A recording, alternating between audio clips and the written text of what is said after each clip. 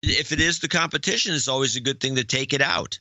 Adam Curry, John C. Dvorak. It's Sunday, September 2nd, 2018. This is your award-winning Gitmo Nation Media Assassination, episode 1065. This is No Agenda.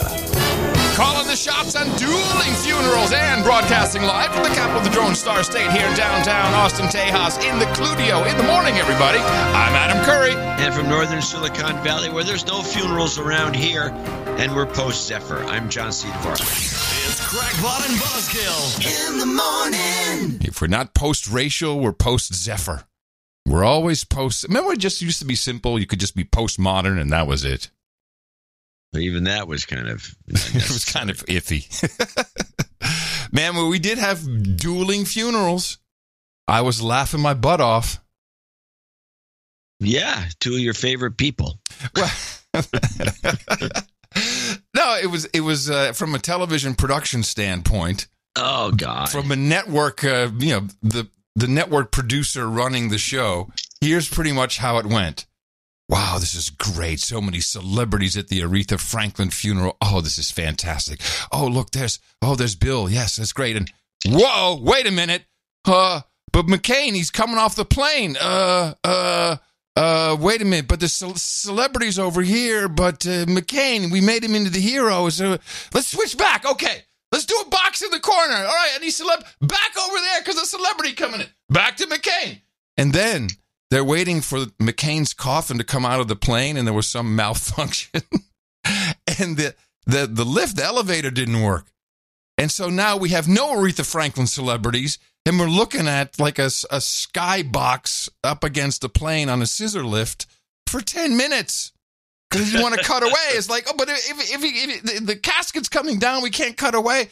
All right, and no commercial breaks whatsoever. It was beautiful. It was just they and it wasn't even the funeral. It was just just hanging out for a little bit. And we're looking at the coffin.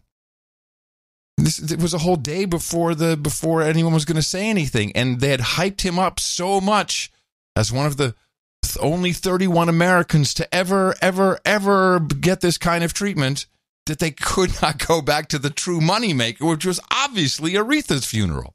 Yeah, and the Ariana Grande breast rub. I have some clips. I got some clips for you. Yeah, good. Yeah. Because you can be sure I don't. No, I know you don't.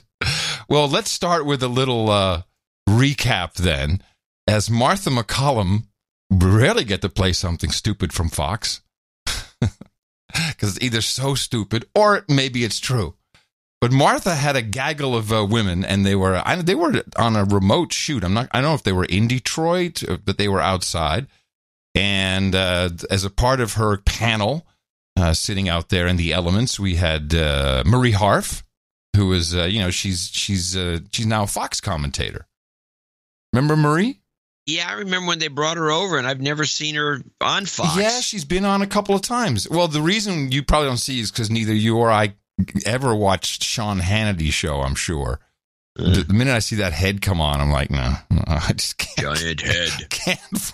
And he doesn't even have the giant head box like on CNN. But anyway, so they discussed, in an odd way, very anti-hashtag Me Too, because that did come up as well. But there was also a guest that was kind of difficult for the media. The guests ranging from world leaders to musical legends, and one especially controversial figure who was seated in the front row. Many people kind of wondering what the unapologetic anti-Semite, Louis Farrakhan, was doing up there. I am joined by Kelly Grace Torrance, Marie Harf, and Kylie Patterson. It was really such a moving. Jennifer Hudson was amazing, and Gladys Knight was amazing, but I did keep finding myself distracted. I mean, they comment on it pretty much the way they do about the Oscars, the Grammys, or any other award show. Just, the performances were amazing. Just the performances were amazing. By Louis Farrakhan, who was in every single shot. I'm thinking, what was he doing there? Who wants to start there? Well, you know, it's interesting you saw him because I looked in some of the coverage of this, and a lot of outlets, Variety, ABC, MSNBC, had pictures published on the website cutting him off. So they showed the front row with President Clinton. That's your press freedom right there, everybody. Wow. Oh, that guy's. I didn't know that. We can't put him in. Let's cut him off. That's Farrakhan. We can't explain it. We don't know what's going on. Just cut him off.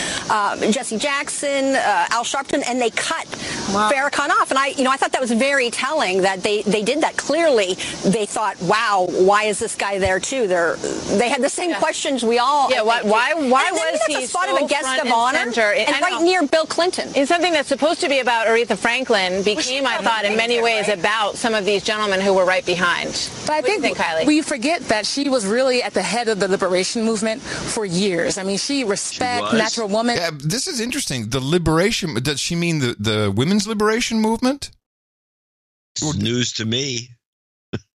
Well, she was just about to explain that that's what the song was about. We forget that she was really at the head of the liberation movement for years. I mean, she respects natural woman. That was a part of the movement. What does that have to do with Louis Farrakhan? Well, he was also a part of the I movement. know, but I mean... Louis Farrakhan, he was also a feminist. Come on, don't you understand? He was there because he's a feminist, part of the women's liberation movement. And or does she mean the? This is more like CNN than anything. His history is It's mixed, but at the end of the day, this is her funeral. I mean, it's her choice who she wants there, how she wants people sitting. Dead. You think she arranged No. She didn't leave a will, but she knew exactly who she wanted there. Al Sharpton and Jesse Jackson and Louis Farrakhan to be up there? I think she wanted them at her funeral. Yes. There was also this moment with Ariana Grande. There you go. She's dancing, and then, these guys are like staring at her from the back. Now, they're going to make light of this situation. And I had a conversation with the keeper about it. Because I saw, I don't know, he's just holding on to her, but I guess it was too long. Or if you hold me here and you'll know that you're touching my breast. I'm like, maybe, I don't know, but regardless. Did she grab his hand and pike it up? I don't think so. No. Well, generally speaking, when you grab a woman, you just kind of snuggle with her on stage for some unknown reason. But if you feel like you're going to do that, you usually grab them by the waist, don't you? To grab the waist because it's the easiest part. Yeah, but she's grab. also grab their breasts. I don't know if it's hard to tell. She is short. She's 4'9", so he puts his arm around her, and grabs it. Now, I couldn't find the clip anymore, of course, but and he also could grab at the shoulder. That's a very comfortable thing to do. That would have been more appropriate, I think. But yeah, the shoulder. Yeah, the shoulder. But he did somewhere apologize by saying, if I crossed some border there or something. I guess he did. When I heard him try to apologize, also condemned for calling her a Taco Bell special. Here we go. He's dancing, and then, these guys are, staring at her from the back. And, of course, that was all over. Look at these guys. See, now it's funny. Now when you have Bill Clinton, who actually, assaulted some women. I think, isn't that historical record at this point? Or raped a couple. Well, I don't want to go that far, but now they're just laughing at the guy. To me, he just looked like regular old Bill, all goofy, just a mess. Because that's what he's looked like ever since Hillary ran for president again. He just he doesn't look very healthy. He's sitting there. But now they're laughing about it. I don't understand. You're confusing this white man. I mean, I don't know. Marie? Okay, what's your reaction? If I were Ariana Grande, I would have worn something longer. Not because of the men. Realize she was. You see, and now it's the woman's fault because she should have worn something longer. Shaming. Slut shaming. I don't understand anymore. I don't understand. Going to be standing in No. It's like a bad version of American Idol. That is not appropriate to wear to a funeral. Even Aretha Franklin's funeral, she could have gotten something a little longer with some sequins. And that's Marie Harf, former spokeshole for the State Department. They should have sequins, a little bit longer, slut-shaming her. I'm so confused. She was wearing black. It was fine. Great. It's not her fault that those guys were leering at her. I don't think they were all leer, and it's just an awkward. The look on Bill Clinton's face is priceless. There's a lot of familiar but priceless. There's a lot of memes online right now about Bill Clinton and Jesse Jackson talking and what they were possibly saying in that moment we're watching. So good Lord. Nice all right, but Aretha This is what they were saying. Piece of ass. Yeah, Bill. I love this. It was a great day. Oh, she would have loved the performances. Yes, no doubt about it. No, the performances were beautiful, but that was like a comedy of errors back there or something going on. What? It's like a hen house, these women. RESPICT. Then we had some of the speeches themselves. Now, missing from the Aretha Franklin funeral, because, of course, he was in Washington, D.C. preparing. Well, let's stop before you go there. Let's get back to the original moaning and groaning, which was Farrakhan. Why was he there? Did anybody in the media from the newspaper? I'll answer right now. No. Not a single one. No. And simply ask him. Say, why are you here? No. Are you good friends of Aretha? A little interview, a little one. You know, he's a media whore. He doesn't mind talking to the media. I did not see a single interview, any quotes, anything. So just a lot of speculation. Nobody bothered to ask him. I think it would be a great question. Maybe not a great question, but it would be not a great question, but a good question. It would be one of interest. Yes, of course I wanted to know, but no one asked. It was just there. It was just problematic. So cut him off. Don't ask questions. Just cut him off. It's your press freedom. That's what you do with your press freedom. You have the freedom to decide not to ask questions. Somebody out of a picture. Chop someone out of a just picture. Like Stalin used to do. Oh, no.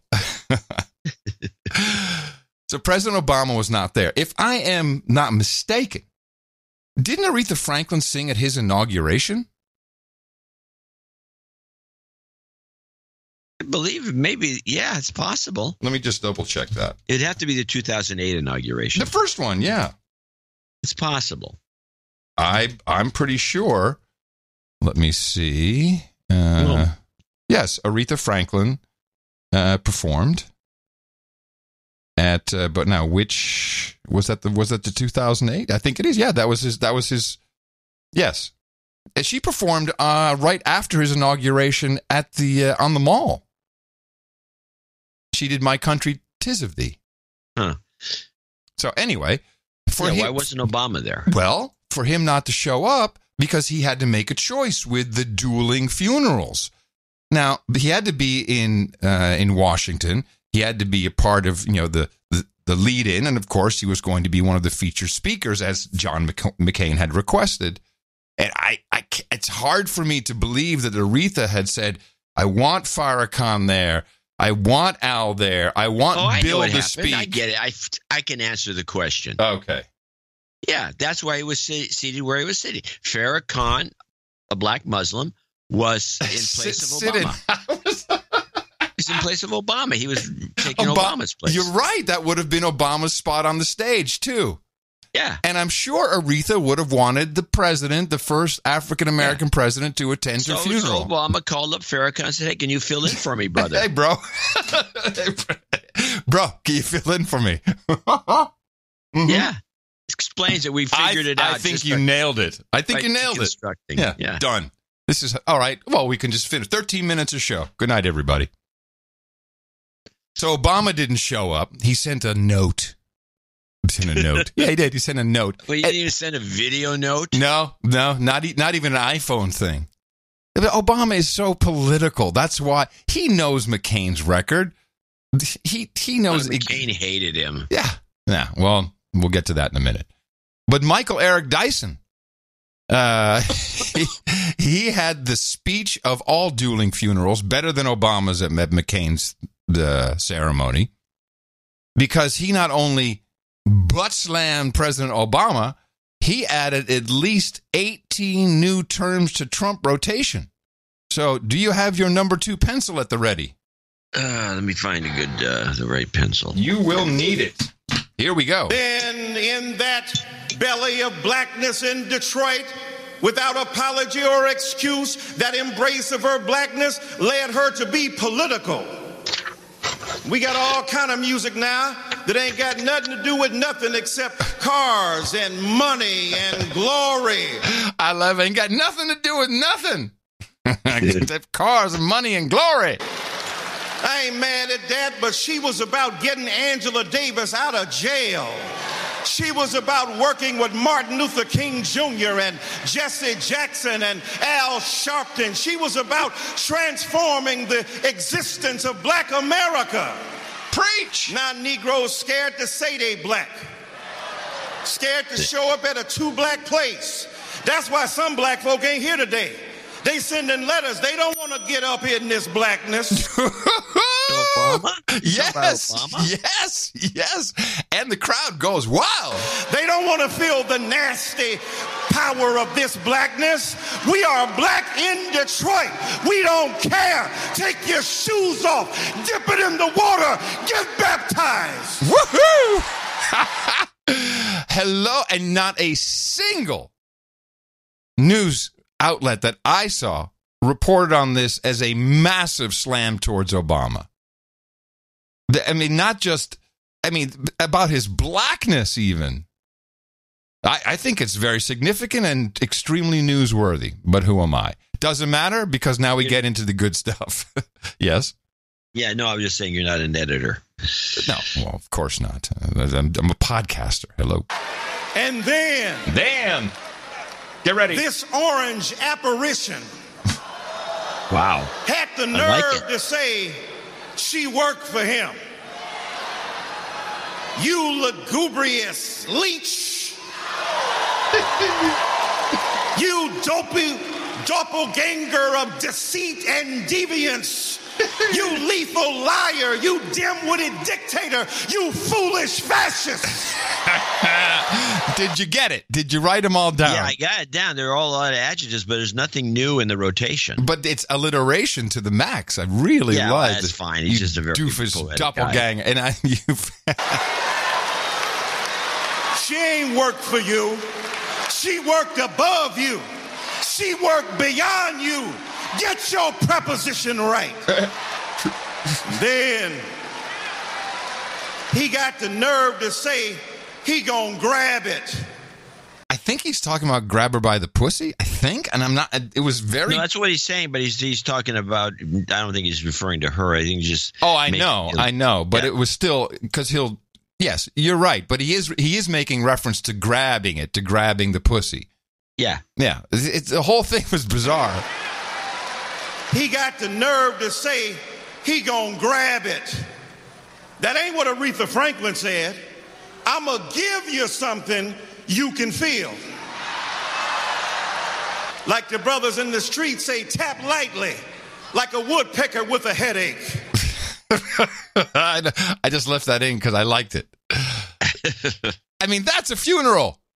I want that kind of funeral. I want Reverend Manning to go up there and talk shit about other people who were not there, who snubbed me, and then just say something nasty about whoever's president. I don't care who it is. That's a funeral, man. That's great. Very nice. Go on. No, this is the only piece you needed. The guy goes on for 18 minutes, but this was what you really wanted to hear. Now what's his name? Was he a preacher? What's his name? Yeah. This Michael Eric Dyson. Oh, you know this guy. You see him like that guy. So the press was having kind of this McCain-gasm while because he got flown in from Arizona on Air Force 2. And, it's just the whole thing, they'd built him up to such a degree and he got this, and I don't even know how that works, but I mean, how do you get this type of ceremony? It's just everyone says, shoot, it's going to be one of those. Let's do it. Or is that really planned? I mean, does anyone have to sign off on this stuff? Well, we know Trump didn't. No, we wouldn't think so. So the military, I have no idea, or the McCain family. I have no idea. Mimi thinks this was all done as a promotion for one of the McCain girls or his wife to run for senator. Oh well, I'm sure that she's at least going to step in until the midterms, wouldn't she? Isn't that quite normal? You don't step in; it has to be assigned by the governor. Yeah, the governor would say step in. The governor would have to assign her. Mm-hmm. the interim position. He's not going to do it. Guy's wife. I mean, what kind of a screwball monarchy are we living under? She's got no qualifications. We'll see. We'll see what. Like McCain, he had all the qualifications, but obviously the whole thing, to me, it was obvious. All of the bombast was purely political, just to be able to say, "Oh yeah, Trump, this guy's a hero."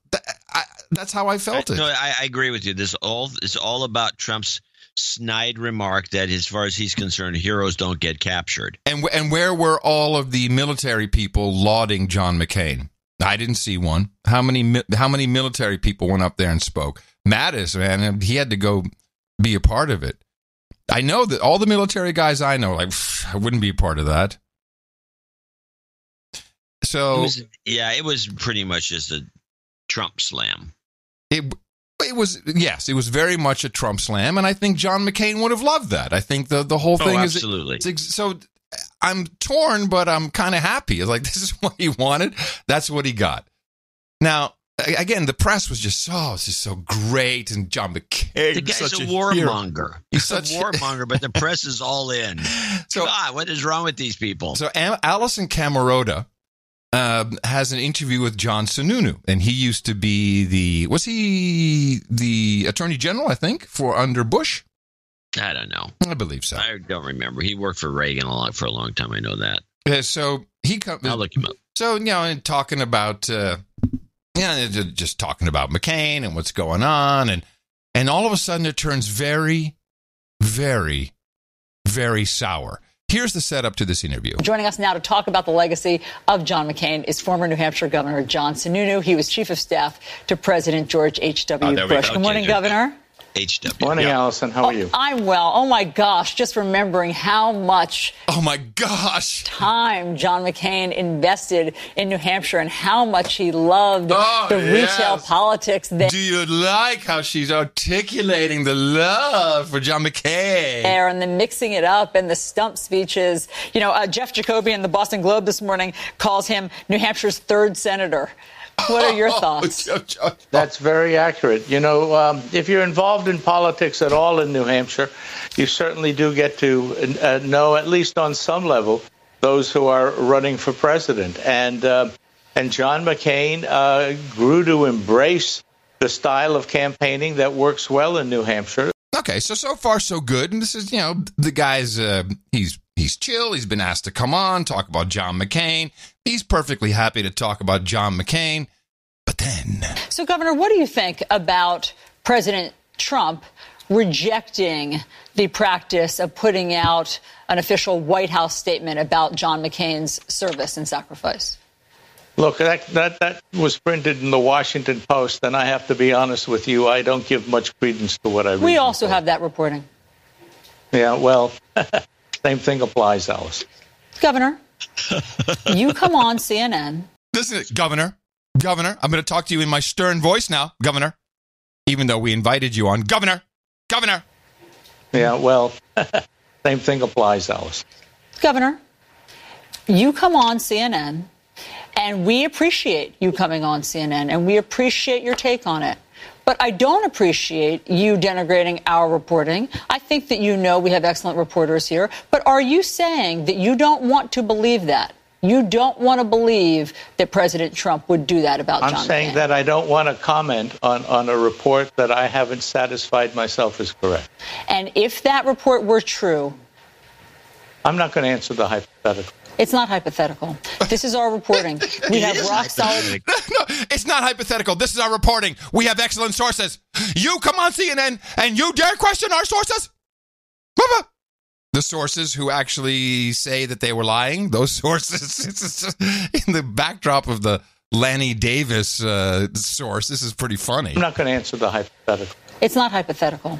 This is our reporting. We have rock-solid sources Allison, in the White House that there was a statement that was drafted. You asked me to come on to talk about John McCain. I'm here to talk about John McCain as I remember him. I'm not here to talk about the press's handling of a difference between the White House and the press corps at this time. It's not the press's handling. It's President Trump's handling of John McCain's death. Okay.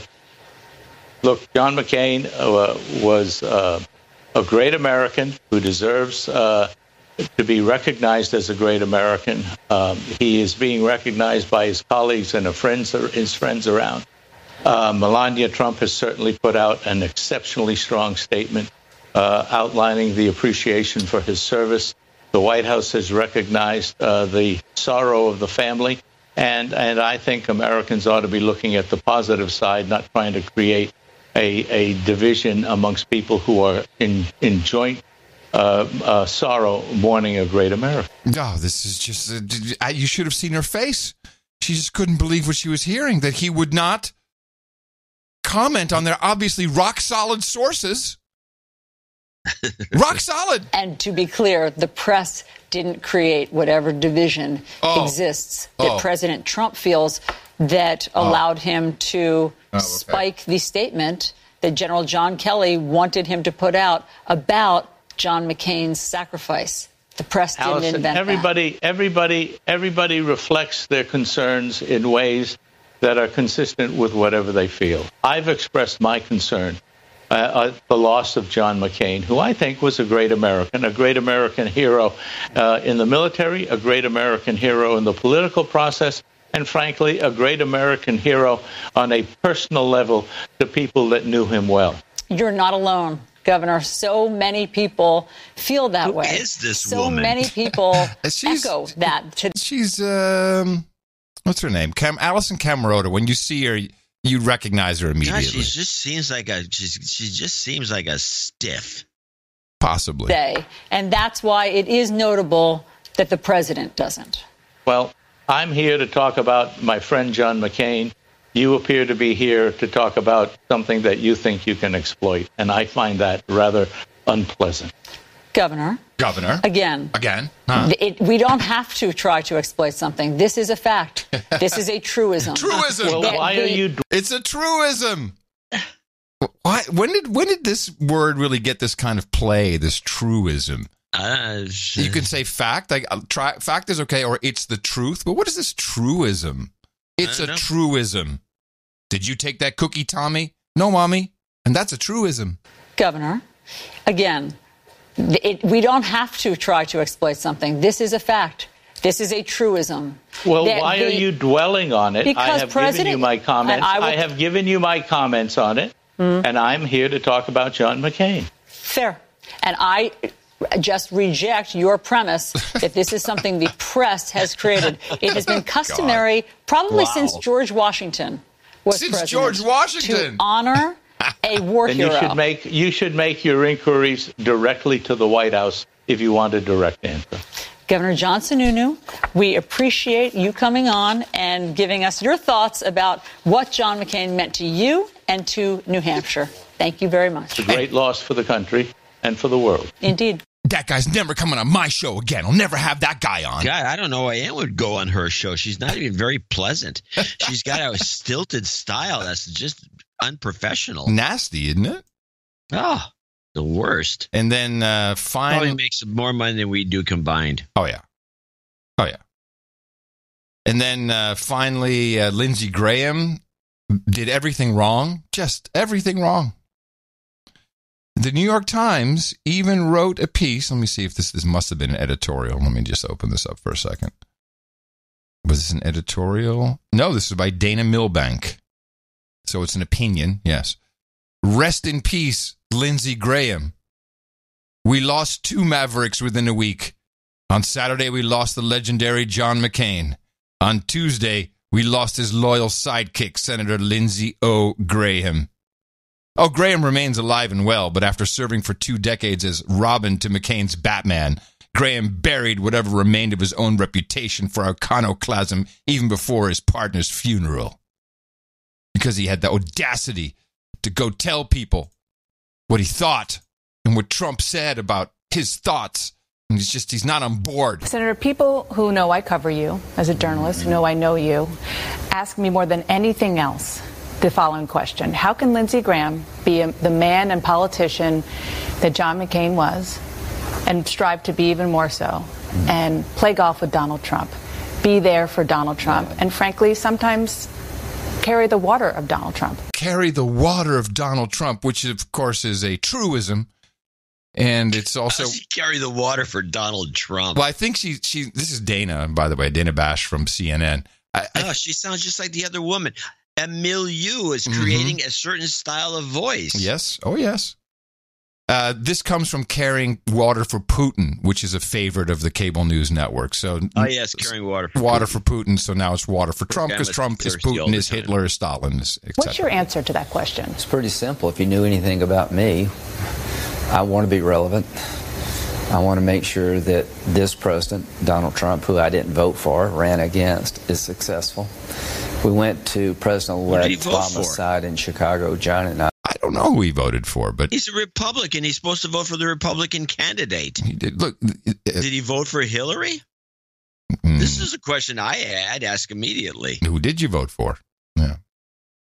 Well, he said he didn't vote for Trump, so he told us something about his voting. So let's get to the bottom of it. Who do you vote for? Well, this is also a part of what we in America certainly do whenever someone is saying something that could, in some way, the only people who don't do it are us, in some way be misconstrued as defending Trump or even giving just a small inkling of an idea that maybe you sometimes consider what Trump does in a different light than just Stalin, Hitler, evil dictator, then you have to say either, look, I didn't vote for him, but, or you can say, look, I certainly don't agree with everything he says, or you can say, look, some of the things he says are just horrible, but you got to do that because otherwise you can't deliver commentary in the mainstream media. You just can't.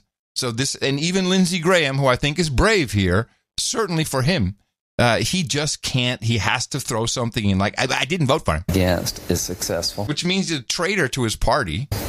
We went to President-elect Obama's side in Chicago, John and I. What can we do to help you, Mr. President?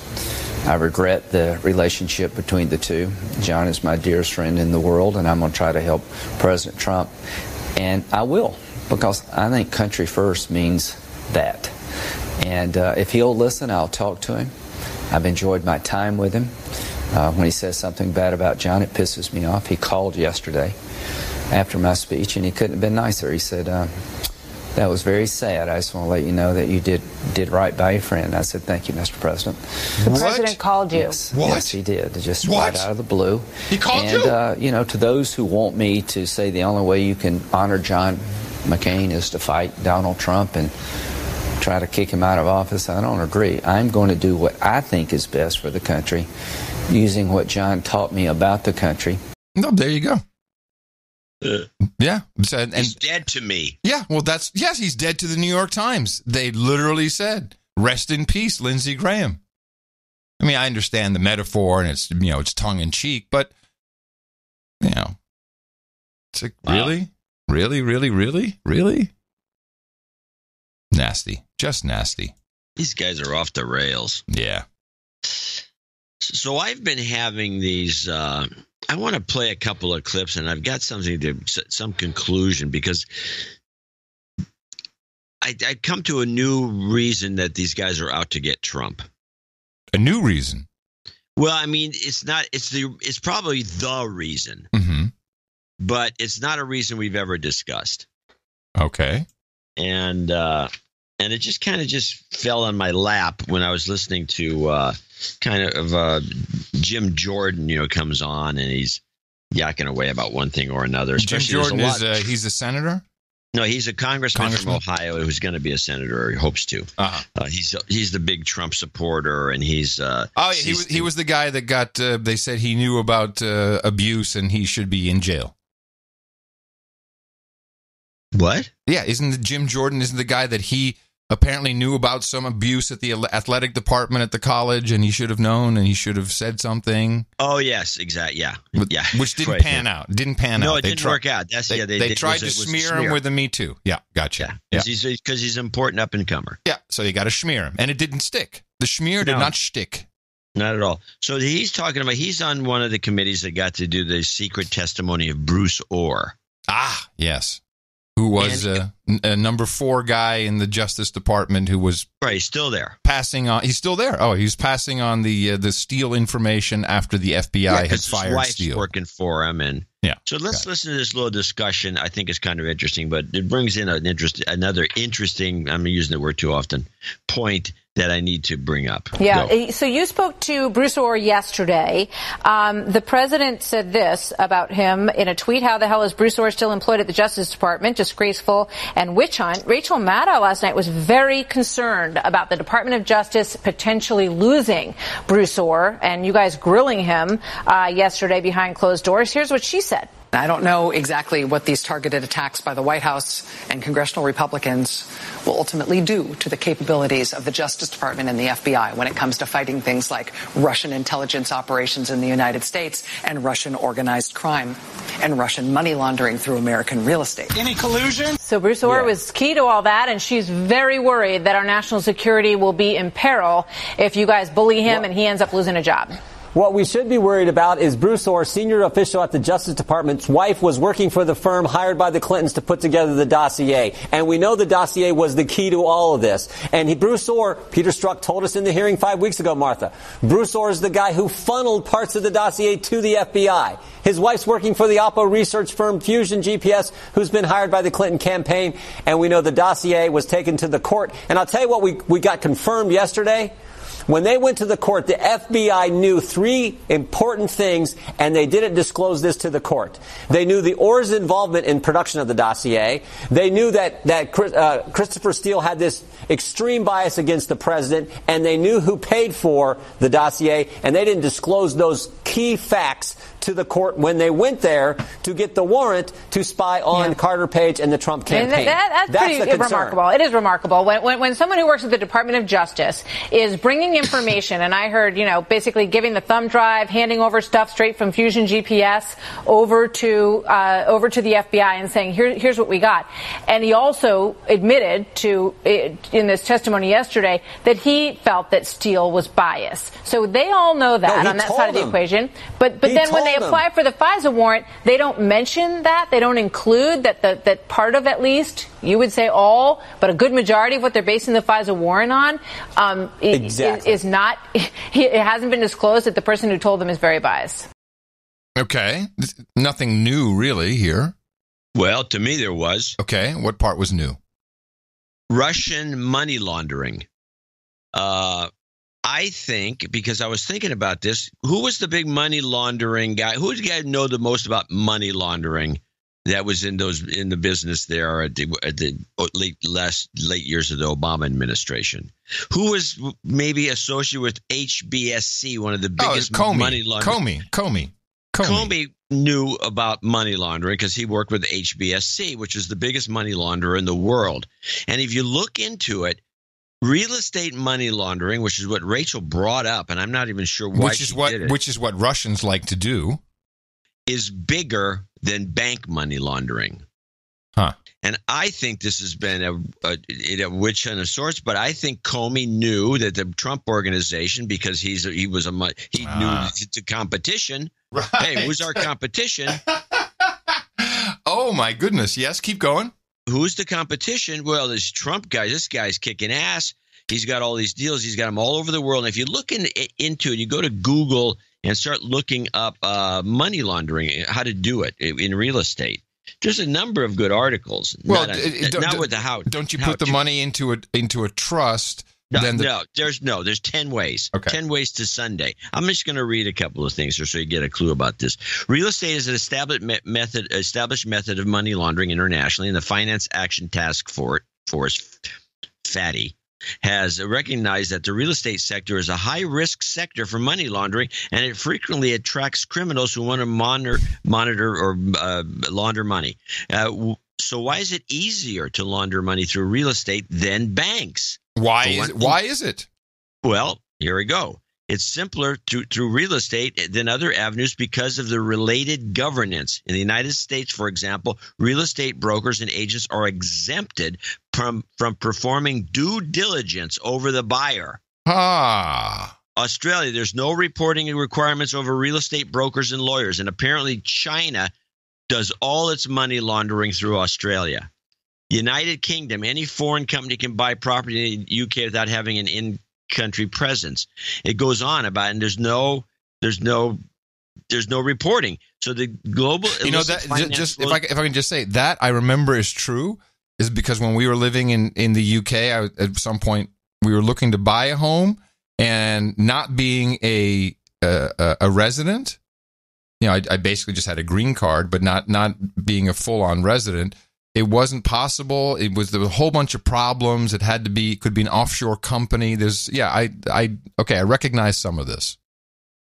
It goes on, this report says that the Global Illicit Finance Flows Report estimates that China, Russia, and India are the top 3 countries receiving ill-gotten money moving out of the United States. They don't talk about moving into the United States. Right. But a lot of the money laundering is going in the other direction. It's a profitable business. We have a lot of drug dealing in this country. And as you pointed out before, the banks benefited the most, but maybe and certainly HSBC literally benefited from drug money. And there are billions and billions of dollars of illicit drug money that needs to be laundered in this country, probably more than any other country.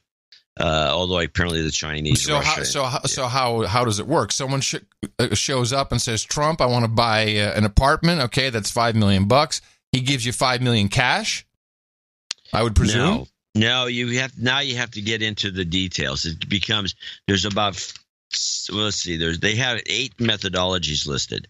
One is cash deposits, the easiest and most common way used by amateur money launderers. You use cash to buy property. Renovation and selling as high-end property, Trump Tower. In direct payment. Renovations, nice.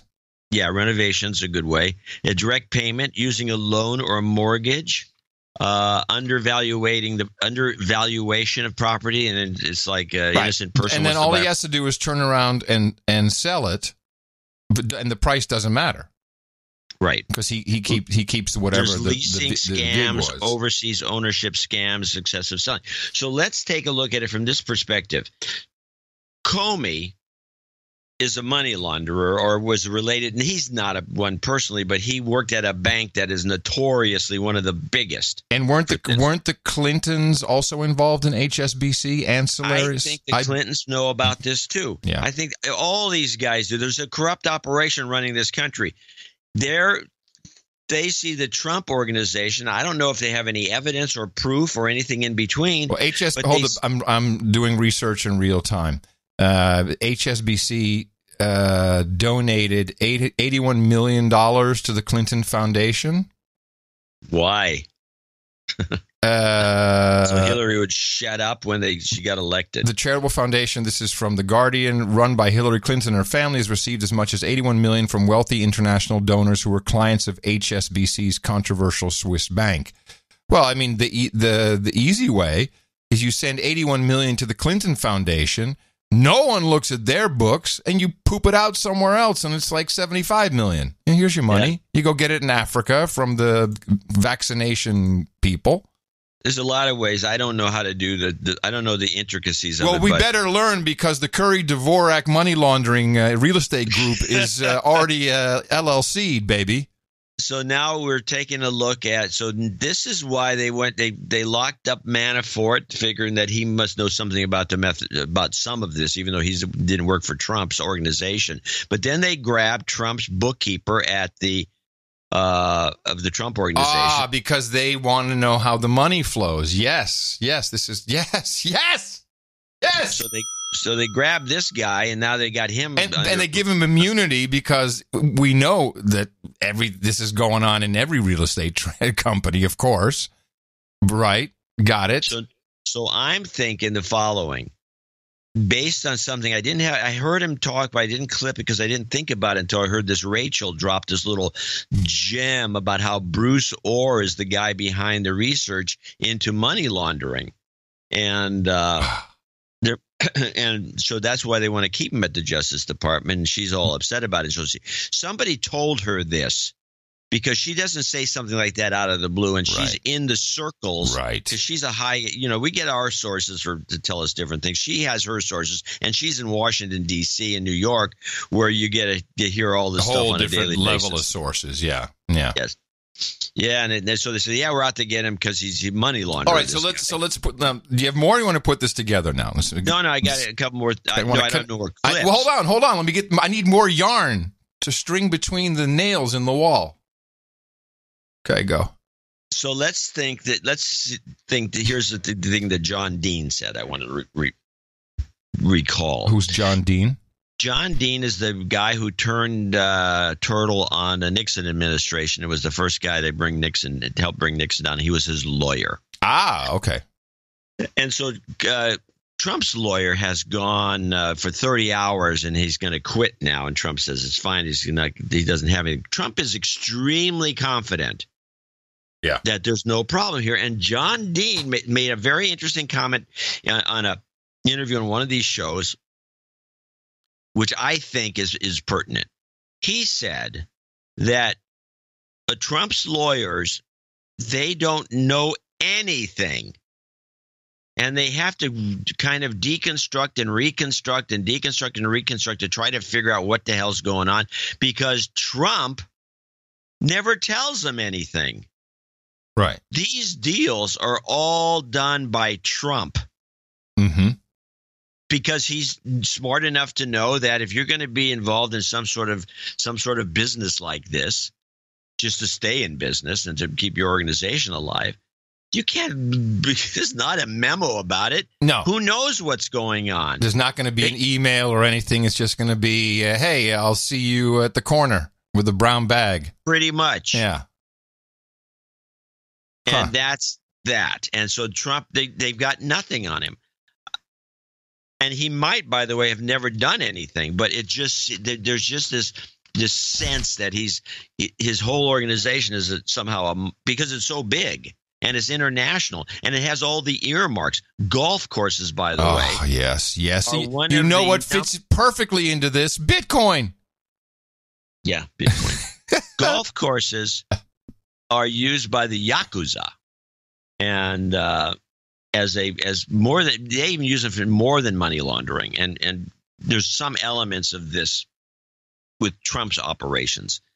The Yakuza have most of these really interesting golf courses, the best golf courses in Japan. They tried to buy Pebble Beach here in Monterey. Really? And they were kind of pushed out because people know about this and they know what they were going to do with Pebble Beach. And they actually announced they were going to do this. And what they do is they have extremely high annual fees. You have to pay like $10,000 to $100,000 a year to belong to the club. Mm-hmm. And so typically what happens in Japan is that if you like walk down the street and step on some Yakuza's foot and offend them, you end up having to pay tribute by taking out a membership. You will become that's kind of the version of the Sharpton shakedown, only you get killed. It's a variation. Yeah. And all these shakedowns are the same. So you have to be a member now. So now it's $10,000 to $100,000 a year to become a member. And this is your tribute to these guys because you stepped on his foot. They were going to buy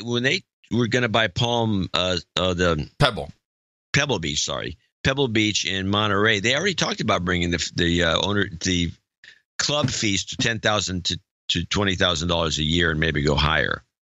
And that was kind of the tip off when somebody said, hey, here's the scam they're playing here. Now, Trump's fees are very expensive too, but there's no evidence that it's because it's a tribute to Trump. It's like maybe access. Who knows? We don't know. But it all adds up to somebody who sees everything in terms of crime, which would be people like Mueller and Comey to a lesser extent. Mm-hmm. And so they just think he's a bad guy, and it's from the beginning. And the bad guy part of it is this money laundering, and they're gonna do everything they can to see if they can get to the core of it. Let me play this back. So first, we're asserting that there's gambling going on there, i.e., in real estate, there's a lot of money laundering. Yeah, very shocked about this. But we've seen New York in particular. Wait, another element. Giuliani. Giuliani's his right-hand man now. And Giuliani, the ex-mayor of New York, don't kid me about, his to get power, to that position. His power. He's got to be connected. Yeah. Right. Okay. So this is much bigger than we've ever even really thought about it. But what happened was Comey and the gang know all about Trump as the money launderer. And anyone just stay in the middle of Manhattan and look around, you can see there's all these apartments, luxury apartments starting at a minimum of $2 million that are empty. So, yeah, that makes a lot of sense. But Comey's in the game. And he's been doing running his own racket, maybe with the Clintons. Maybe that's what he's most worried about is the $81 million. Let's just say that was somehow some laundering deal because the Clintons have been doing this, and with Russia, for sure, with Russia. We know this may be where Browder comes in. Who knows? But Comey just sits there and goes, we can't have a horrible guy like that. So maybe he was actually pure in his thinking because he says, I'm one of these guys. I'm a horrible person. We can't have this horrible type of person be president. Is that what you're saying? Yeah, but then he was going to have Hillary? Well, if we're going to have to choose between horrible people, and this really is the lesser of two evils, maybe he wanted the launderer he knew. Yeah, the devil you know versus the launderer you don't. Yeah. But is that really... I mean, is that really the reason? Or is it just more like, holy crap, we can't... Or he'll uncover us? How about that? He knows the game. He'll find it. He'll uncover it, and we'll be done with. Well, Trump talked about this when he was running. He says, I know because I've been giving campaign donations, and he had all these implications that he knew how the system worked better than anybody because he was on top of the system. And he may have been talking about more things than one. And yeah, perhaps. And if it is the competition, it's always a good thing to take it out. I'd give you clip of the day if you had a clip. That was good. Yeah. I like that. So what do we need to look out for? Then I think we just keep this in mind. And all eyes on Comey, for sure. Still all eyes on Comey. Yeah, Comey's off the rails. Well, that's very interesting. I just thought it was a different way of looking at things. And I need to revisit the Comey story with HSBC because that was quite the mess that he was in there. And somehow no one got indicted of anything. No. The bank paid some $1 billion fines. Nobody got indicted for anything that has to do with any banks. Yes, one of our producers sent us a very long interview. It's a podcast on I think it's called Intercepted, the Jeremy Scahill. An interview with Cy Hirsch, and I was trying to chop it up this morning, but it was just too much, and he would go off on these tangents. So I'm gonna try. Hirsch is completely out of I'm gonna try. Very difficult to edit. I'll try again for Thursday, but he's making some claims in there that I think you can't just what about. Well, he knows about the criminal activity surrounding 9/11, and he says this. I've been on this story, I have not stopped. It's an effing great story, and it was people enriching themselves. Well, let's take another look with Trump and real estate and Comey and banking, and knowing that, according to this report, banks and real estate are the two major competitors when it comes to money laundering worldwide. Right. And you have the Obama administration noting, even during that, after the collapse of the banking system pretty much in 2008, putting nobody in jail. Right. Ever, Zero. That has to do with the bank. Let's assume that, and he brought Comey in from a corrupt bank. And so let's say that the Obama administration was a banking-oriented operation. They're going to protect the bankers, and Trump is protecting the real estate people. So we have real estate real estate versus banks. Beautiful. Yeah. Of course. And sometimes those worlds collide. How about this? So Trump, let's just say Trump knows there's money to be made. I got a guy who wants to make some money a different color. You know what I'm saying? Like bleach bit that money. So he goes to a bank to buy something, that he'll then sell and grab a profit off of reselling, whitewashing the money, pay back the loan. You'd also notice that there's a lot of during this period of trying to keep Trump from getting elected, they tried to make him look like he was bankrupt. He's no good. We need to see his taxes. We need to see his taxes. That's one of the things that Cy Hirsch, who is a Peabody Award-winning journalist, Pulitzer. He said Pulitzer. I'm sorry. He said that Mueller saw Trump's tax returns in the very beginning, right away. Nothing there, useless. It could be. Yeah, if Cy Hirsch says it, I believe it. I believe it too, and I would say that, which is why Mueller hasn't, gone out of his way to make a point. Make a point about the tax returns. In fact, that whole beam has been shut down. Yeah, except for dummies, because it's probably whoever says that, you can tell they're not part of the system. They haven't been read in, and they're not in the know. And so it may be actually a trap. So Trump brings out the things. Look. It may be one of these things at the last minute. If he has to do it, he'll bring them out. There'll be nothing there because he's done such a good job. I mean, this is not a guy who is – you can tell that he's pretty guileless. I mean, he doesn't get shook easy. He gets mad at certain people. He doesn't like personal insults. He does have some, personality quirks. Mm-hmm. But as far as I can tell, he's doing the job he was hired to do. I don't see a problem. But, they're trying to get him, and this is one way of doing it. This is really fantastic. But I like the idea of banks versus real estate people, because there's two different investment groups. They don't mix very well. Banks will loan money to create mortgages. Oops, sorry. Didn't mean to do that. I know how that happened. You get a piece of the action, but they don't, they're not. Oh, yeah. Yes. So we have CIA, DIA, and then we have banks versus real estate companies. Yeah, makes sense. Yeah. Makes sense. Okay. Well, that is a very different, and stuff fits into here. All of a sudden, I'm just stringing the yarn again between the nails on the board with the photos of everybody. Magnitsky Act plays into this. A whole bunch of things. Yeah. And, well, okay. I think I'm definitely going to try and chop that up. I think that Cy Hirsch interview will be key. So now I need to look at pretty much everything with a whole different light. I like it. Give yourself a little pat on the shoulder. I'm doing that now.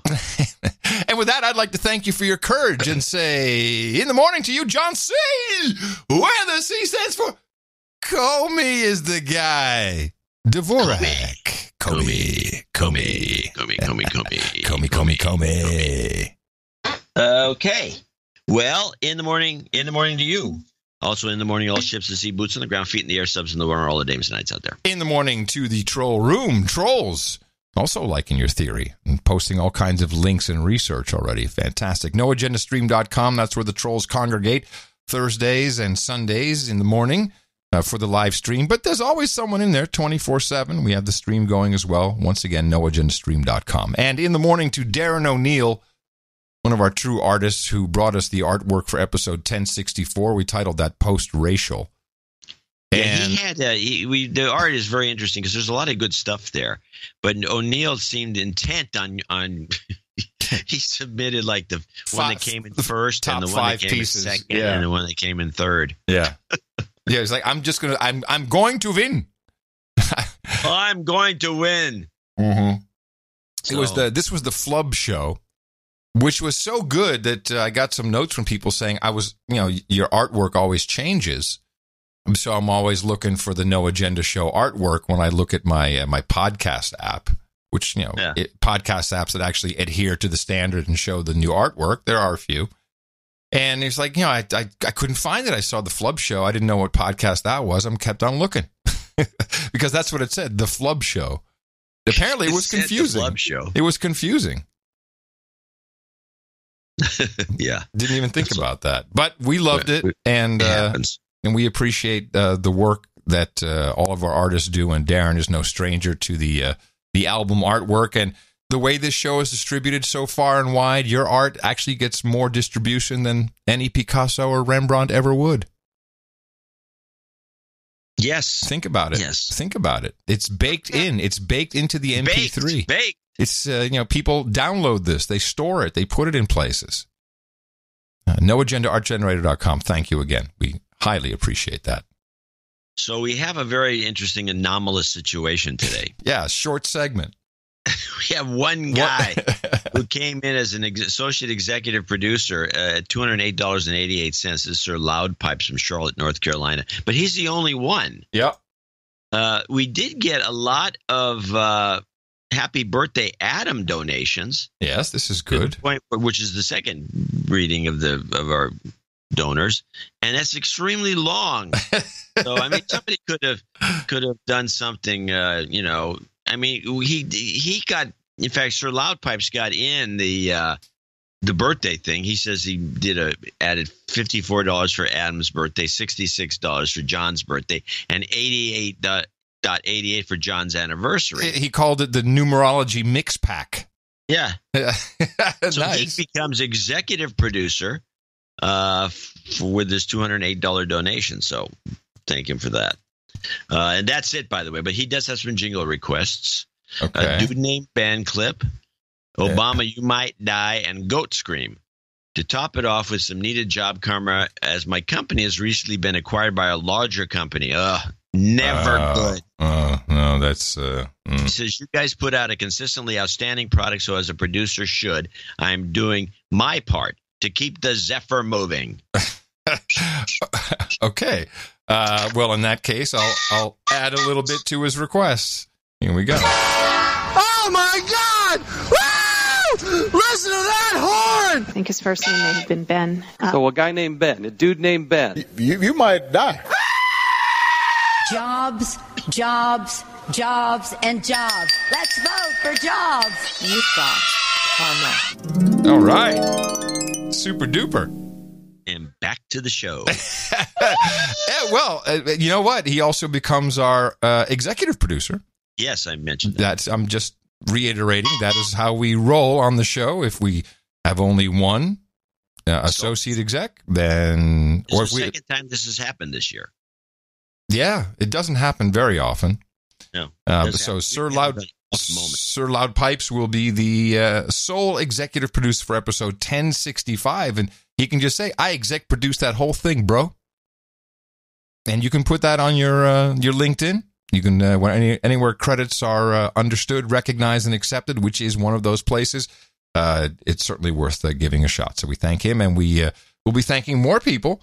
Also, birthday donations. So look forward to that. And of course, we will have another show on Thursday, and you can always remember us at Dvorak.org/NA.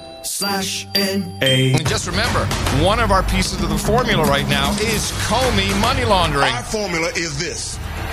We go out, we hit people in the mouth. Whoa. Order. Shut up, slave. Shut up. All right. Very short segment. Let's take. I was going to mention that it was actually Mark Hall who turned me on to this.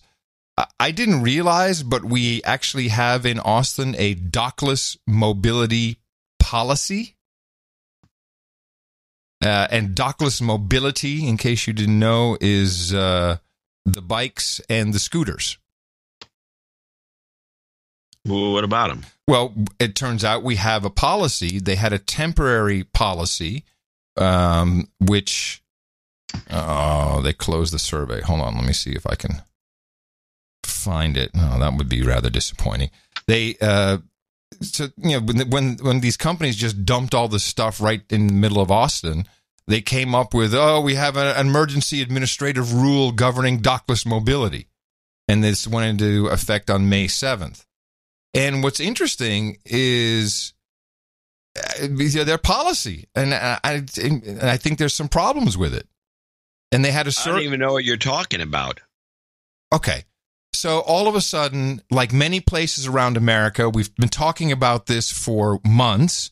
Yeah. Companies dropped scooters and bicycles in the city without just dropped them in. Didn't talk to the city, just dropped them in. And so city councils, instead of saying, hey, get the hell out, as everyone adopted this and they were asleep at the wheel, they created emergency administrative rules. And now those are now becoming the full-on rules, and they're deficient. Well, you're telling me that they actually have a rule to approve throwing the bikes all over the place because there's dockless? Yes. Well, why? Well, no. Why? Because they're idiots. Oh, okay. They're idiots, yes. I knew there must have been a reason. I mean, instead of saying, hey, what would be the major gripe I have? I don't even care if these things are just dumped everywhere. Get off the sidewalk. They're actually encouraging this on the sidewalk behavior. Yeah, guys shooting around in a high-speed scooter on the sidewalk. We have bicycle paths. We are famous for a bicycle path that no one used until we have that too. Nobody uses them. Yeah, and now we have all these bikes and scooters, but they're saying people who plan to use dockless mobility services should do so in a safe and ethical manner. Please follow these guidelines to help keep Austin moving safely.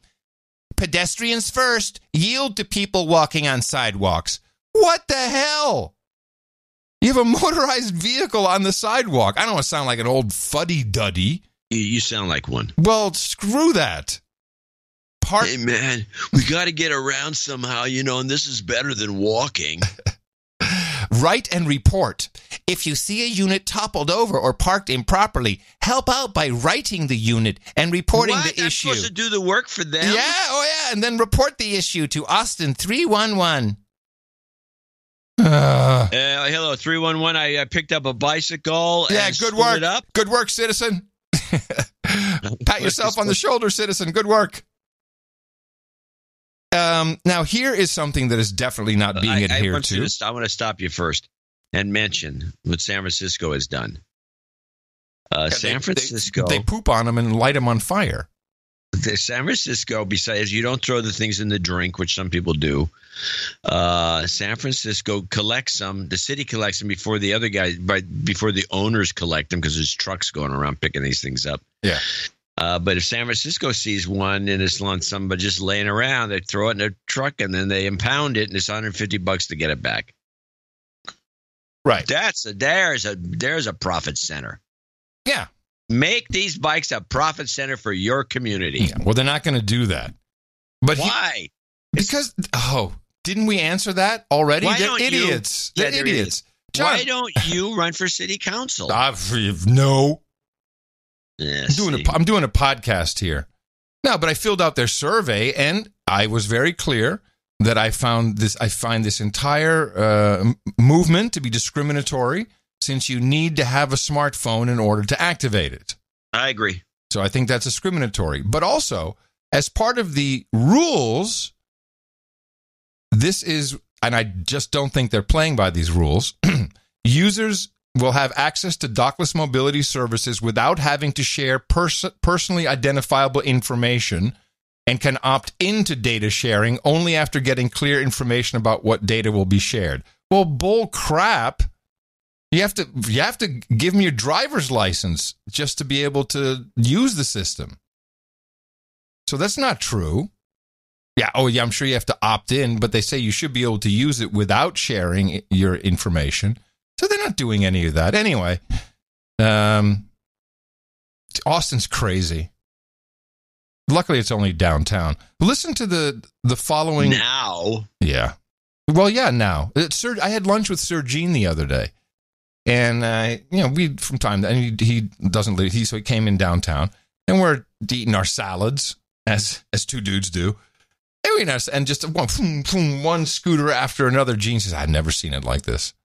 It's just one after another, on the sidewalk, scooting around. So listen to this. This is the companies and number of units they have. This is just downtown. Bird Scooters has 500 scooters, and they have 500 supplemental licenses. Then there's Jump. They have 250 bicycles. Lime has 500 scooters and an additional 500 supplemental licenses. Pace has 500 bicycles. VO Ride has 350 bicycles. But here's what's interesting. There is 20 scooters belong to the Goat company. So if anyone sees a Goat scooter, steal that from me. And then there's one outfit called Spin that has one scooter. That's really interesting. One scooter. So anyway, so they're going to make this all permanent, and there's not a single thing about where you're supposed to operate these. I think, it just kind of makes sense. I'm all for it, by the way. I'm not against it. But let's put it into perspective. Yeah, you don't live downtown Austin. You should be able to use them without a smartphone. Anyway, okay. So you don't really care about these scooters being a menace to society. Yes, I do. I care about them. You just care the fact that you can't get the use. No, I knew you would say that. No. Well, that's because what you just said. I think that is the biggest problem.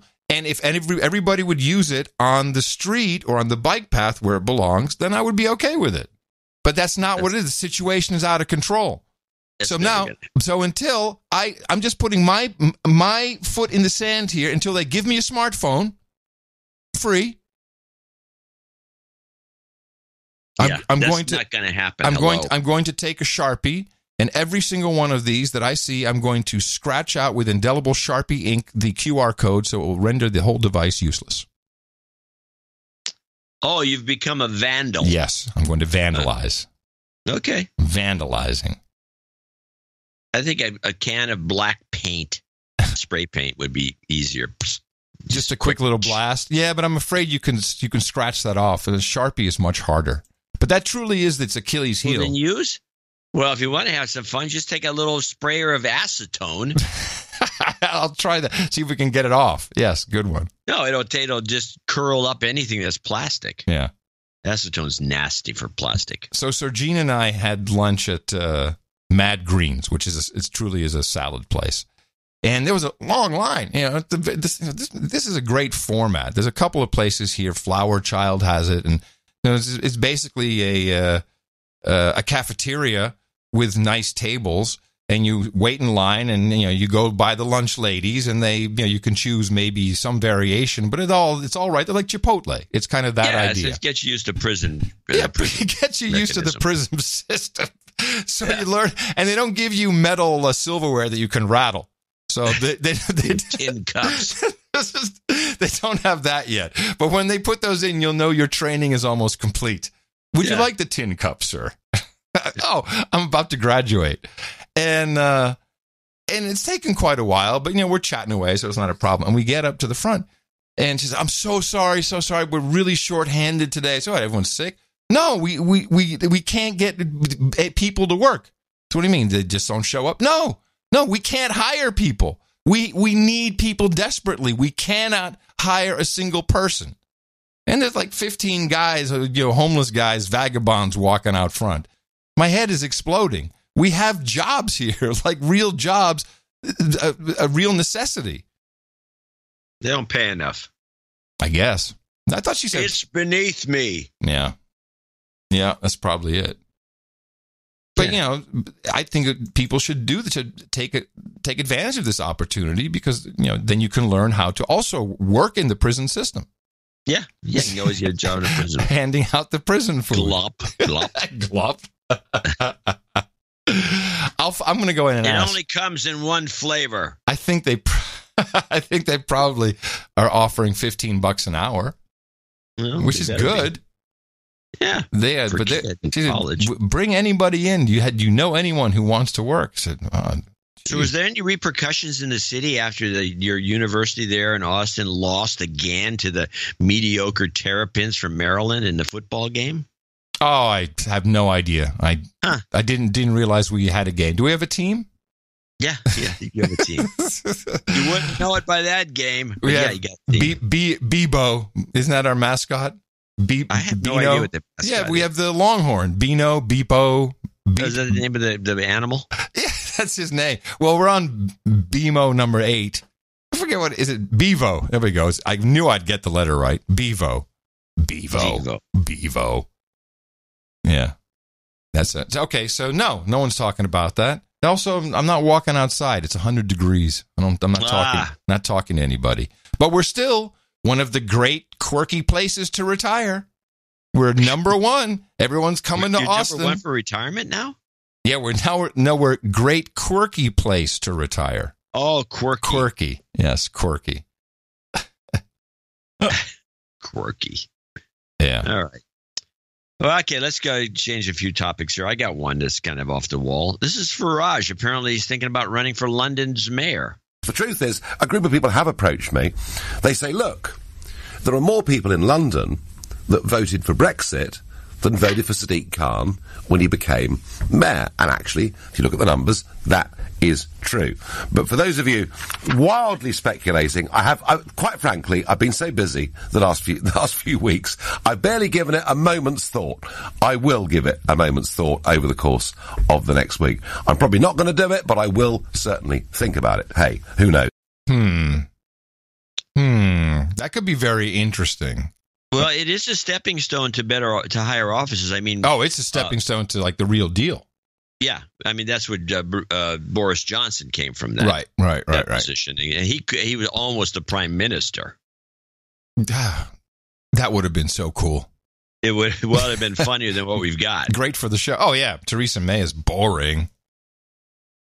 Oh, and whenever she does something interesting, it's video, like her little jig she was dancing with the African kids. Right. She's not good for the show at all. No, she's not good for the show. She's very bad for the show. She makes horrible faces and this all stuff. It's all visual. Yeah, all visual. Yeah. No, it's not good. Not good for us. Yeah. So she's out. So this could be good. That would be fun. He just kind of threw it out there, I think, that was his feeler. Well, here's another kind of back to the bank versus real estate. I do have this clip. This is the money funneling operation, which they're all at Twitter about, thinking that this is another way to get Trump. Tell us about this case of this American lobbyist who pleaded guilty today to illegally funneling money from some sort of foreign source to the Trump inaugural campaign, and also not registering as a foreign agent. Right. His name is Samuel Patton. He's a longtime Republican political operative here in Washington, and he pleaded guilty to failing to register as a foreign agent here in federal court here in Washington. One of the things that's interesting about this case, Wolf, is that it was referred from by the special counsel Robert Mueller to the U.S. attorney here in Washington to investigate. And as part of his guilty plea today, he admitted not only to lying to Senate investigators when he appeared there in January, but he also said that he essentially helped a couple of oligarchs from Ukrainian and Russian oligarchs attend the inauguration of Donald Trump by essentially buying tickets for them to hide the fact that they were foreigners, which is illegal for them to be able to donate to the president's inaugural. So he had this scheme essentially where he had someone else buy the tickets in order for them to be able to attend. And keep in mind, Donald Trump's inaugural raised $107 million, which is twice as much as any of previous presidents have raised for their inauguration. So it is something we know that the special counsel has been investigating, in particular their connections with oligarchs who were asked about this. These are pro-Russian oligarchs. These are pro-Russian oligarchs. Ukrainian. This is potentially consequential. First of all, pleading guilty to not registering as a foreign agent, that's a felony. Could go to jail for 5 years, $500,000 fine for that. But also illegally funneling money to the inauguration, that's pretty significant as well. Huh. Yawn. I think this is just wheel spinning. While that was going on, I was thinking about all the different ways that these payoffs take place and the minor players need to be helped out. And how does that work? This GoFundMe. This has become the way to pay people off for doing something. Ooh, that's a great idea. Oh, but we've discussed it. We've discussed this before. Not McCabe, but yes, but all of them. Strzok, I think all of them, John. All of them. Didn't Comey also have a GoFundMe? I don't remember Comey, but I know Strzok did. Strzok had one. McCabe had one, and there are huge amounts of money they collected. Anywhere from 150 to 150,000 to and up. But if you go in and you look at those GoFundMes, that would be this is a money laundering deal. Well. If it's just something to consider. And a payoff, a methodology for paying off, just because it's all blind. John, it's just a thought. But, if we had like some really big Russian donors, we don't to the show, It was like, oh my God. Yeah, we could put a GoFundMe up there and we get like $500-600 max. It's like, yes, Boris, we'll pay these guys off. What are they worth? $500. Okay. $500. I give him $450. That's how much? Good enough. How much, Ivan? How much do I have to pay to Comey? Comey, $500,000. No agenda show. $500. Yeah. If I ever start up my own podcast, I'm going to do that model. Yeah, you should. Your donations are basically just money laundering. Yeah. My show is doing great. Money laundering and bribes. And I thank you. I thank my customers. Gracias, friends. Yeah. Yeah. No, you're right. I was thinking the same thing when Struck got all this. It was like a huge amount of money. But if you look at the first like 10 a buyout, John, listen. You go to the first 20 donations. You can scroll back in history. Most of them are anonymous. Most of them are for $1,000, $2,000. That's where the big money comes in. Then word gets out. Oh, and you have to be on your way. That always works. It's kind of the network effect. And then smaller people, the dupes come in like, oh yeah, I'll help you out. And then if dummies, the dummies, and they get closer to the deadline, then it always kind of, oh look, they made exactly the right amount. So they always kind of fill it up at the end. I'm telling you, this is what needs to be investigated. And I think the beauty is, I think everything needs to be investigated. Apparently, everything's a scam. But yes, it's a scam, and that's going to be on your tombstone, my friend. His final request was this unveiling. Whoosh, it's a scam! !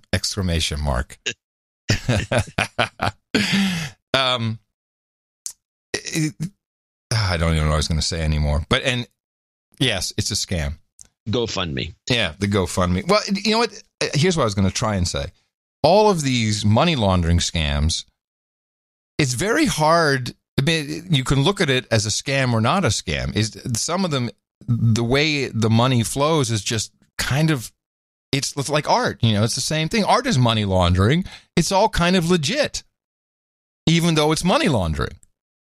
Do you know what I mean? It's like, how are you going to prove there was money laundering if you just bought something and sold something and... Well, you can't, and that's the beauty of it. Yes. The problem is you have to find someone who knows there's a bunch of illicit cash. It's just the illicit cash part that is the problem. They got to move it through a system so they can have it in their bank account without having to just walk into the bank and drop in $100,000 in ones. Right. That's where Bitcoin comes in. Yeah, I know you keep saying that. No, sporadically. Bitcoin is probably a conduit for money laundering. Yeah. It wouldn't surprise me. Of course it is. Yes. But there's a lot of these things. I mean, if we look at the world differently, we can see people need to launder their money. Yes. The cash business. We're in the cash business. A lot of it is to avoid taxes. I mean, some of these you see, I go to the bank. And we do pretty much all our stuff on PayPal and checks. Yeah. And the amount of cash we get some. But, just drop it in there. But I go to the bank and I see somebody coming in from, usually a Chinese guy, running some sort of an operation. And he comes in with a pot load of cash. Really? Yeah, just a big pile of cash and shoves it at the teller. And she adds it up and turns it in a machine. And how much do you think it is? How much are they bringing in, the Chinese guys there? I think $5,000-$10,000 at a pop. Ah, okay. And but it's it's all cash, and you have to assume that some of it has to be. I mean, if you're doing an all cash business, by the way, I've always suspected all cash restaurants are probably pretty. They probably keep an eye on them. And it's not that anyone's doing anything illegal in the business itself. It's not that they're taking drug money and laundering. That's difficult because I know friends of mine have been busted in all cash restaurants, back in the 80s when really no one had credit cards. And the inspectors will sit in your restaurant, or, they'll take turns and they'll just sit there and look and watch what people are ordering. And they'll know pretty much exactly how much you should be filing in income. They're pretty good at that. They have models. I don't know how good they are. Machine learning, man. I went to a money laundering restaurant. Mimi used to work at one. The restaurant should just be called the money laundering restaurant. Mimi used to work at a money laundering restaurant. She says it's pretty hard to tell sometimes. In fact, she didn't even know for a while. But I went to a place I was sure is money laundering because I ordered a lot of stuff. Like the place was a tapas place. It was a jump and joint. It was packed. It would be very hard to figure out. A jump and joint. Were you there in your zoot suit? Yeah. And so it would be pretty hard to figure out how much money was going through there because you'd be buying all this. So you think you're buying all this stuff, and then when you get the check, it's comped. Oh, yeah. That's another great way to do it. And if you're sitting there trying to keep track, well, there's a sale of this, there's a sale of that. Yeah. Well, half the stuff is comped in this restaurant. Right. Oh, yeah, I know him. Comp him. So you get a whole comped meal. I mean, there's some immediately to me that just is what? I've never been here before. One guy says he knows me. I've never seen him. And they're comping my whole thing. Money laundering. Yeah. But the idea behind a lot of money laundering, it seems to me, is not to like take drug money and push it through the system, but to avoid income taxes. So you have an all cash restaurant and you do, let's say $1 million a year, and you declare that you do $500,000 a year. It's a lot of money you save there if you don't declare the other $500,000 because it's all cash. You put that, you launder that. Yeah. So this is goes on. Yeah. Maybe that's the big pushback against crypto, because once people figure out that you can do all this stuff and you can really avoid mainly taxes by pushing this money around. Yeah. No way does the system want that to happen. No way. No, they don't like this. No, the government they do is not like interested this. in allowing this. And just to kind of tie this into a conversation we're having, someone sent me a Bloomberg article, and this only came out on the 30th, that Google and MasterCard have had this deal where they are completely sharing all information together. Oh, yeah. Yeah. And MasterCard has 2 billion customers. Yeah. And they really haven't told anyone that. I mean, you sign away everything when you sign up for your car. You can opt out. People have sent me some information. You can opt out, I guess, or at least you can say it's like pushing the button at the crosswalk. Hey, the button lit up. Didn't get to cross any earlier. So just empty wires. But yeah, the slaves, that's you and me. We're just caught in this constant loop of tracking by everything and everybody. And meanwhile, the elites, they're out there just passing money around. There's probably elements of that. Yeah. There's another thing I got here, which is that I don't know how this fits into the big picture, but let's play this. This is Trump versus the Koch brothers, another operation that needs a looking at. Trump is lashing out at the powerful conservative activists and donors Charles and David Koch. In a tweet this morning, the president called the brothers a, quote, total joke in real Republican circles. He said, I don't need their money or bad ideas. The president went on to call their network, quote, highly overrated. Over the weekend, about 500 Koch donors gathered for a seminar. Charles Koch, who leads their political organization, slammed Mr. Trump's trade policies and said they could trigger a recession. Koch reportedly also said he would back Democrats if they aligned with his values. Koch officials have said they plan to spend between $300 and $400 million on the upcoming midterm elections. You know, I'm a little confused. What exactly do they want? I mean, I know they hate Trump, but what exactly do they want? What is their agenda? What furthers their empire and what helps them? Oil. They're oil-based, so anything that helps the oil industry should help them. Yeah. I don't see why they have. I don't know what their grudge against Trump is. Nah, it's very confusing to me. I think it's great they have a grudge against Trump because it just kills the old left-wing argument. Oh, the Koch brothers, the Koch brothers, the Koch brothers. Always bitching and moaning about the Koch brothers. Yeah. You know, that and Citizens United. Oh, Citizens United is ruining the country. Those are old talking points. Those don't work anymore. Points are done. It's Trump done. Racist. You got to be racist. That's the talking point, bro. Racist.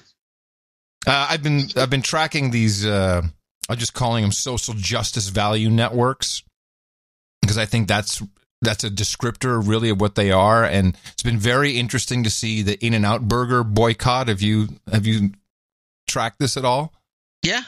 Yeah, and so they say, hey, look, we donated the exact amount, same amount to everybody, to every party, or whatever, at least to the Republicans and the Democrats, and now you have the Social Justice Value Network that's still boycotting.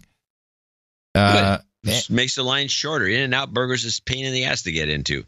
I think it's a benefit. Most people around here feel the same way. Right, but I'm talking more about the interest. To me, interesting is that the power that these networks have, and I'm always surprised. Like, why are you wasting your time in a burger joint? Go do. I mean, it works. Really, you have power. Stop pussyfooting around. Do something. I don't know, but we're gonna have one of these where it's going to be two networks against each other. It just seems like it's mainly left that are doing this, that know how to do it, that know how to organize, know how to get apps together and block lists and bans and all that stuff. And if the right ever figures it out, it'll be interesting when they really Not hard get to on. Figure out. We can do it. Yeah, but the right doesn't do it. They don't have a mechanism. They don't have there's no Media Matters of the right. There's no sleeping giants of the right. A Daily Caller. Oh, please. Tucker Carlson to the rescue. I don't think so. Just a little entremont. This is a great little clip someone sent to me just to show you that when you really know something about a topic, it's always kind of interesting when you listen to the news, when they report on things and you've got to wonder, do they make this mistake in every other topic? This was about a skydiving plane crash. I don't think anyone was hurt. But the local reporter did, of course, show up on the scene to talk about the crash landing and the possible cause. With the airport and with the manager, and again, as I've said, we've really never had any problems. The airport's run very well. And Hazelden told us that he believes the issue was with a defective Flux Capacitator, though the NTSB wouldn't comment on any potential cause today. You just see some guys like, hey, it's a Flux capacitor, which she then pronounces Capacitator, which was even better. Yeah, she got it wrong. She even got that wrong. The Flux Capacitator. Yeah, so you just... Okay, I'll give you a clip of the day for discovering that one. Well, or whoever sent it to you. I was going to say, I can't take credit for that, but... Clip of the day. I thought it was funny. What an idiot. Presentator. Oh, there was this is not a clip item, but NPR had a really interesting article. And, I'm not big on NPR these days, certainly not their podcasts or shows, whatever they call them. There's a lot of morons spewing moronic crap. But this was some good reporting. The school shootings that weren't. And what they did is something that, oh my God, they actually had a journalist. We had this huge number of school shootings, and the whole every outlet, every journal, everyone was talking about. We've had 160, 190, 200, 300 shootings this year. School shootings. You remember that? Oh yeah. I wondered if we have a clip of it. Do we have a compendium of everybody who was all nuts about it? No. School shootings. I thought there was like some. Oh, we had. No, we do have a recent clip of some guy debunking most of this nonsense, and which I don't have for today's show, but I'll have it for Thursday. Yeah. So what I have here is the spring the U.S. Education Department reported 2015-2016 was nearly 240 schools with which reported at least one incident involving a school-related shooting. And NPR reached out to every one of the schools repeatedly over the course of 3 months and found that more than 2/3 of those reported incidents never happened. Sounds right. They were, of the 240 incidents reported and re-reported ad nauseum, they were only able to confirm 11. 11. In 161 cases, schools or districts attested that no incident took place or couldn't confirm one. In at least 4 cases, they found something did happen, but it didn't meet the government's parameters for a shooting, like a rubber band. Band gun. So this should disturb everybody because the hysteria was pretty big on this, and every single news outlet just went along with it, and so NPR, in their wisdom, someone said, we should go check that out. And they did. And they're actually checking up on the U.S. Education Department. So this is a governmental check, which is isn't that what the press freedom is all about? Yeah. Checks and balances. You're the fourth leg of the table. Checking it out. Checking it out. Yeah. Yeah. Well, I should have had that clip today, but bravo NPR for doing that. Well, good. I think the tide's turning on these school shootings. They're trying to find something else to talk about. I do have this longish clip, which I wanted to do because I was misled by being a Democrat for much of my life and by a lot of things. And every time I get very irked by some of these things. Yeah. But I had no real understanding, and this is a long clip. That's okay. But it's very good. My understanding of the fairness doctrine is not what I thought it was. And this is Rush Limbaugh going on and on about the fairness doctrine and how nobody understands what it is, even though they're talking about it constantly. And now, I will attest. Do we want to do any background before the clip about the fairness doctrine? That's what I'm doing now. Oh, I'm sorry. I will attest the fairness doctrine was employed after the Roosevelt administration to try to get a little balance on the radio at the time. On the radio, almost exclusively on the radio, but on radio and television applied to both. And all it really did was say when you start looking into it, what it really had to do with was personal attacks that were unfair. That's what it was really about. People would go on a TV station or a radio station and say, Bill or Adam Curry is a crummy a-hole. I hate him. They had Reddit back then? And no, that's what they were doing. They were using the airways for Reddit. Okay, got it. And so that was, and there was this sort of thing created this and other moments during the Truman Roosevelt switchover created this fairness doctrine, which went into play in the 50s, I think 52, and it's not to be confused with which is what we always do. And the only mistake in this, when you listen to Rush talk here, he's got everything exactly right because I checked everything out except one thing. He made one error, which is the equal rights. Or equal time. There is a thing called the equal time rule. Yes. He calls it the equal time doctrine. That's the only mistake he makes. But the rest of it is all accurate. And what brought this on that he was discussing this? Apparently, people are floating around, and I've heard this from him a lot.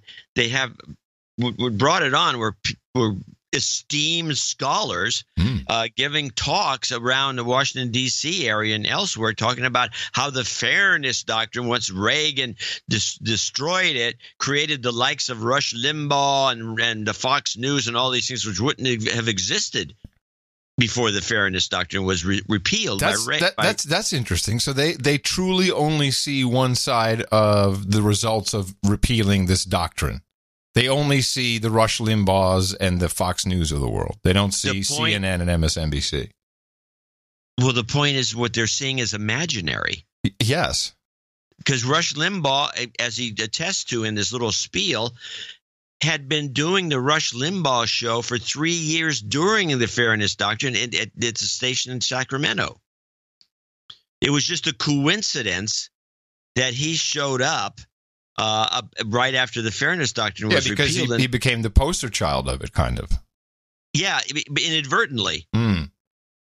And the Fairness Doctrine has got nothing to do with anything going on with Rush Limbaugh, Fox News, or anything else. It's about censorship.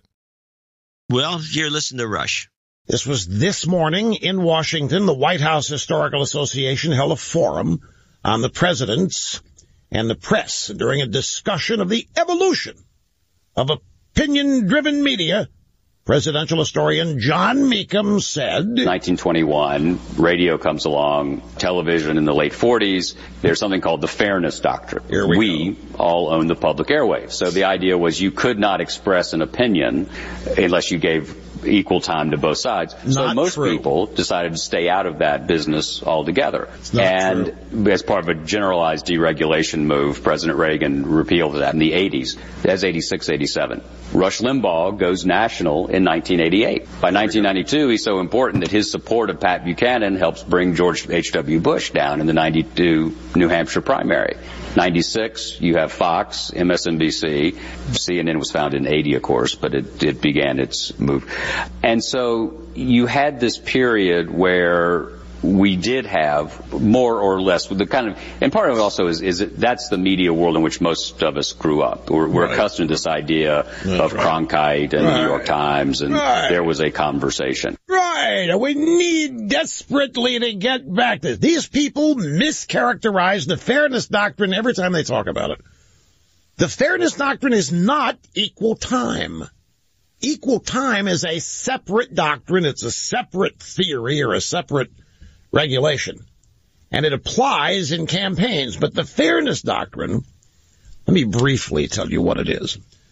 When it was in play, I worked in KFBK in Sacramento doing this show under the Fairness Doctrine. It didn't stop me. It didn't stop the management of KFBK. We had people that discussed carrot cake recipes at the holidays. We had people discussing local sewage problems. We covered debate. I happen to be the only one talking about politics, but there was no limit, and we lived under the Fairness Doctrine. The way it worked was, if I said something on the air that somebody in the community disagreed with, we invited them in and would put them on the program. They didn't get equal time. They got to appear. If I wanted to have them on for 10 minutes or 15, that's what we did. But even that was not a requirement. Fairness Doctrine was simply something that said there has to be an attempt at balance. But how you define balance is up to you. But Fairness Doctrine balance has never said that if you do 3 hours of conservatism, you got to follow it with 3 hours of liberalism. It's never been that. So if you, as a radio station, you do 3 hours of conservatism, maybe Sunday morning you do 3 hours of liberal, bam, you're balanced. If you do 10 hours a week of something, as long as you do an appreciable amount of time during the week doing something else, you're balanced. It's not equal time, and it doesn't grant opponents automatic access. These people don't even know what the Fairness Doctrine is. All they think they know, is that when it was repealed was when I finally had a chance to blossom. What they don't know is I worked in Sacramento doing this exact show, for all intents and purposes, for 3 years under the Fairness Doctrine. It was not a limitation in any way, shape, manner, or form. Oh, okay. I can see where that mistake is commonly made. We've probably done it ourselves. I believe so. About the Fairness Doctrine versus was the equal time? Equal time rule. Yeah. Which is by itself bullcrap. It is. When you read it, it turns out to be bullcrap. Well, it's also it's kind of binary. It's like, oh, you said something, someone else gets to say something. But if a third person shows up and says, hey, you had an hour, you gave him half an hour, gave him half an hour, now I need half an hour. Well, actually, let me tell you what their equal time rule actually says. It specifies that U.S. radio, by the way, this came into play in 1927 in the Radio Act. Mm-hmm. The U.S. radio and television broadcast stations must provide an equivalent opportunity to any opposing political candidate who requests it. For one thing, you have to request it. And it doesn't apply to editorial. Here, for example, since 1983, political debates are not hosted by the media stations or considered news events, and as a result are not subject to the rule. Consequently, the debates may include only major party candidates without having to offer airtime to minority parties or independent candidates. Talk shows and other regular news programming from syndicators such as Entertainment Tonight are also declared exempt from the rule. Huh. So the whole thing, that's even just a very weak. I mean, the equal time thing doesn't even really mean anything. Right. So we've been misled. Yeah, well, that's interesting to know. I should have played The More You Know in the morning. It's just a great little fact. Just, yeah, kind of nice to know. Huh. Yeah.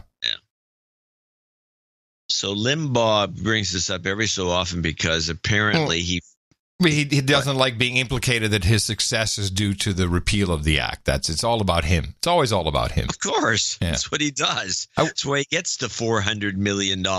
Yeah.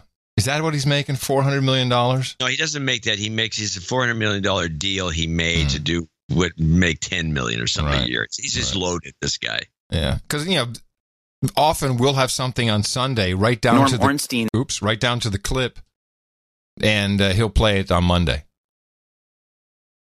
We have people that listen to our show. Sure they do.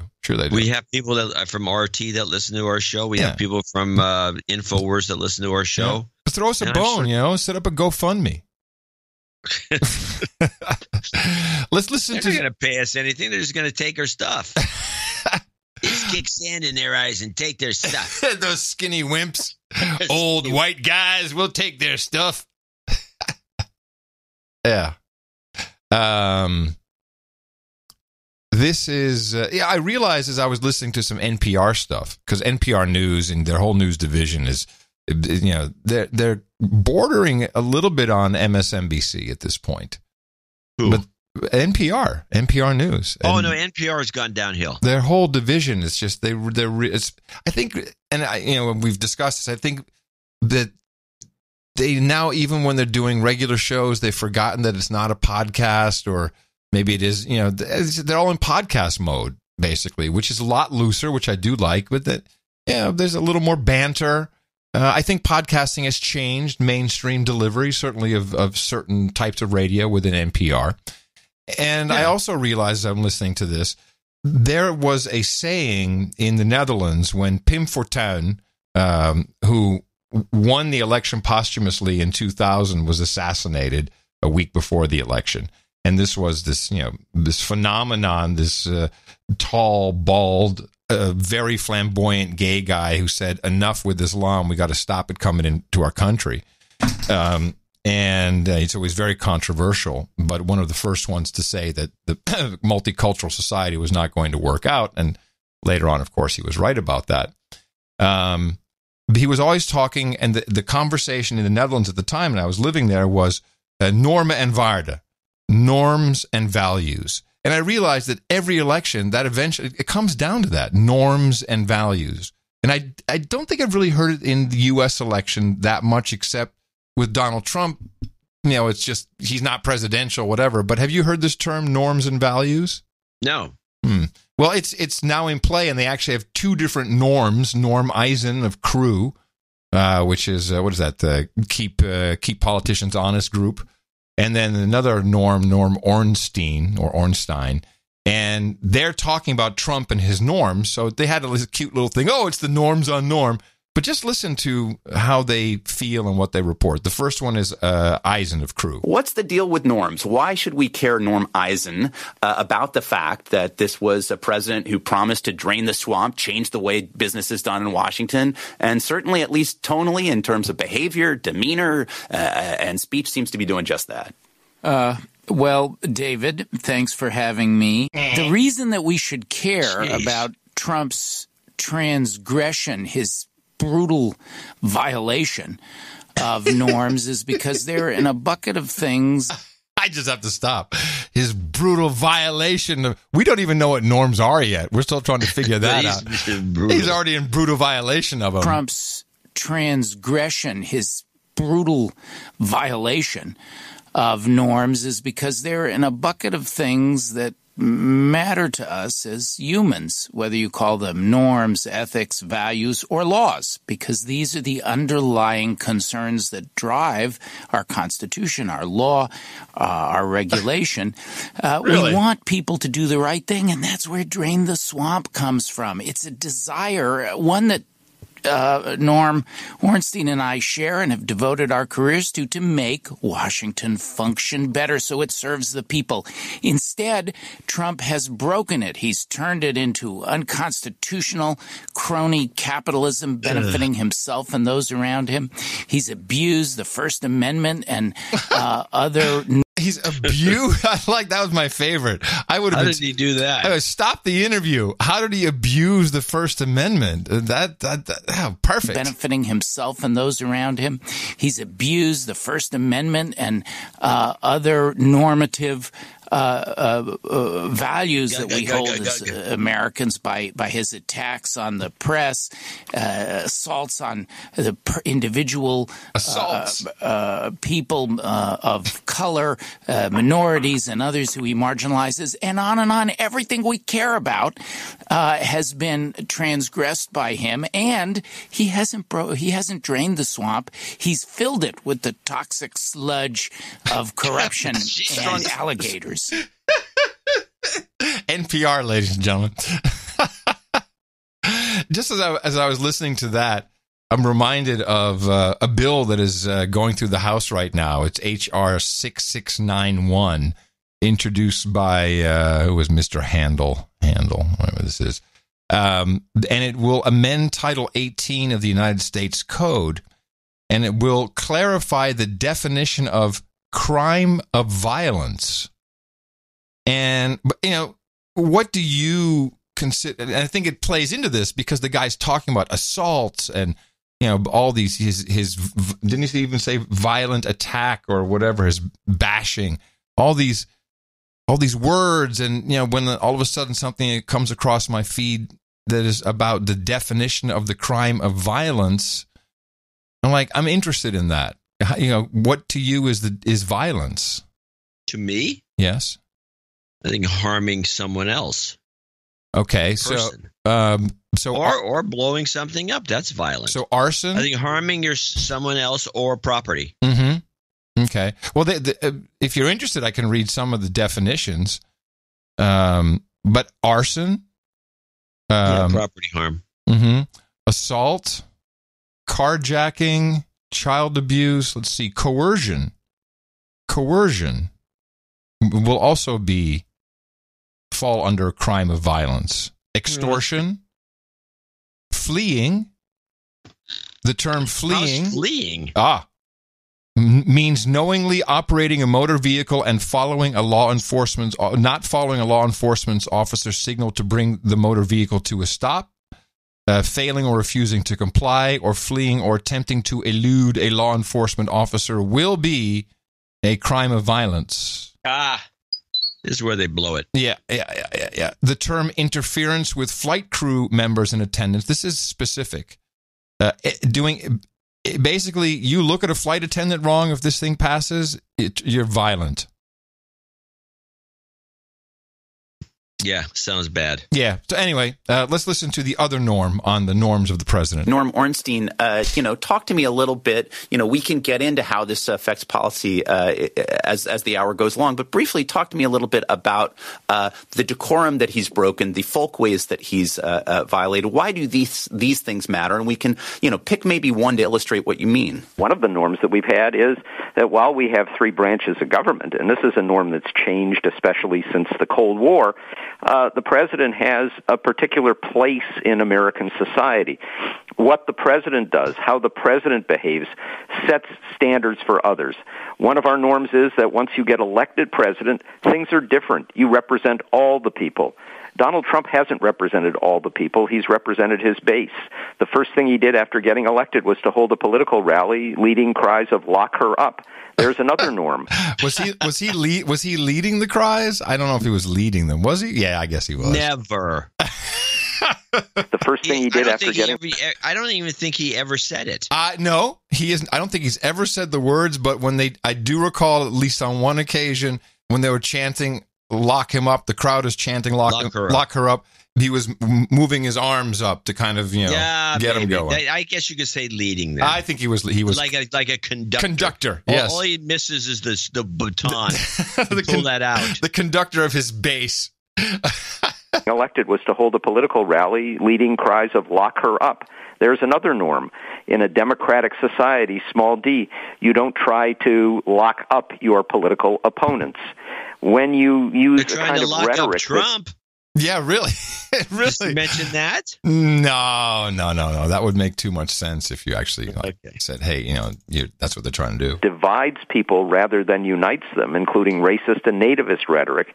That basically unleashes people to do things that otherwise would be viewed as absolutely improper. Like Antifa, maybe? When we have, as we just saw, an individual call up the Boston Globe and threaten to kill everybody there because you're the enemy of the people. Maybe a deranged individual, but using rhetoric that the president used that we would have seen as beyond the pale, as violating fundamental norms. And it's important to remember here, too, that these aren't just American norms. Joseph Stalin originated the term enemy of the people and used it to kill millions of people. When Khrushchev became the head of the Soviet Union, he banned its use because he said it was too dangerous. That's NPR. So, anything else going on in the world? Oh, yes. Yes, the European Union is in heavy debate. The junker, the drunker is all for it, but looks like they're going to ban daylight saving time. It will always be summer in the EU, he said. So they're going to keep daylight savings time, is what you're saying. Yeah, so you're right. Yes, it will always be daylight saving time. Yes.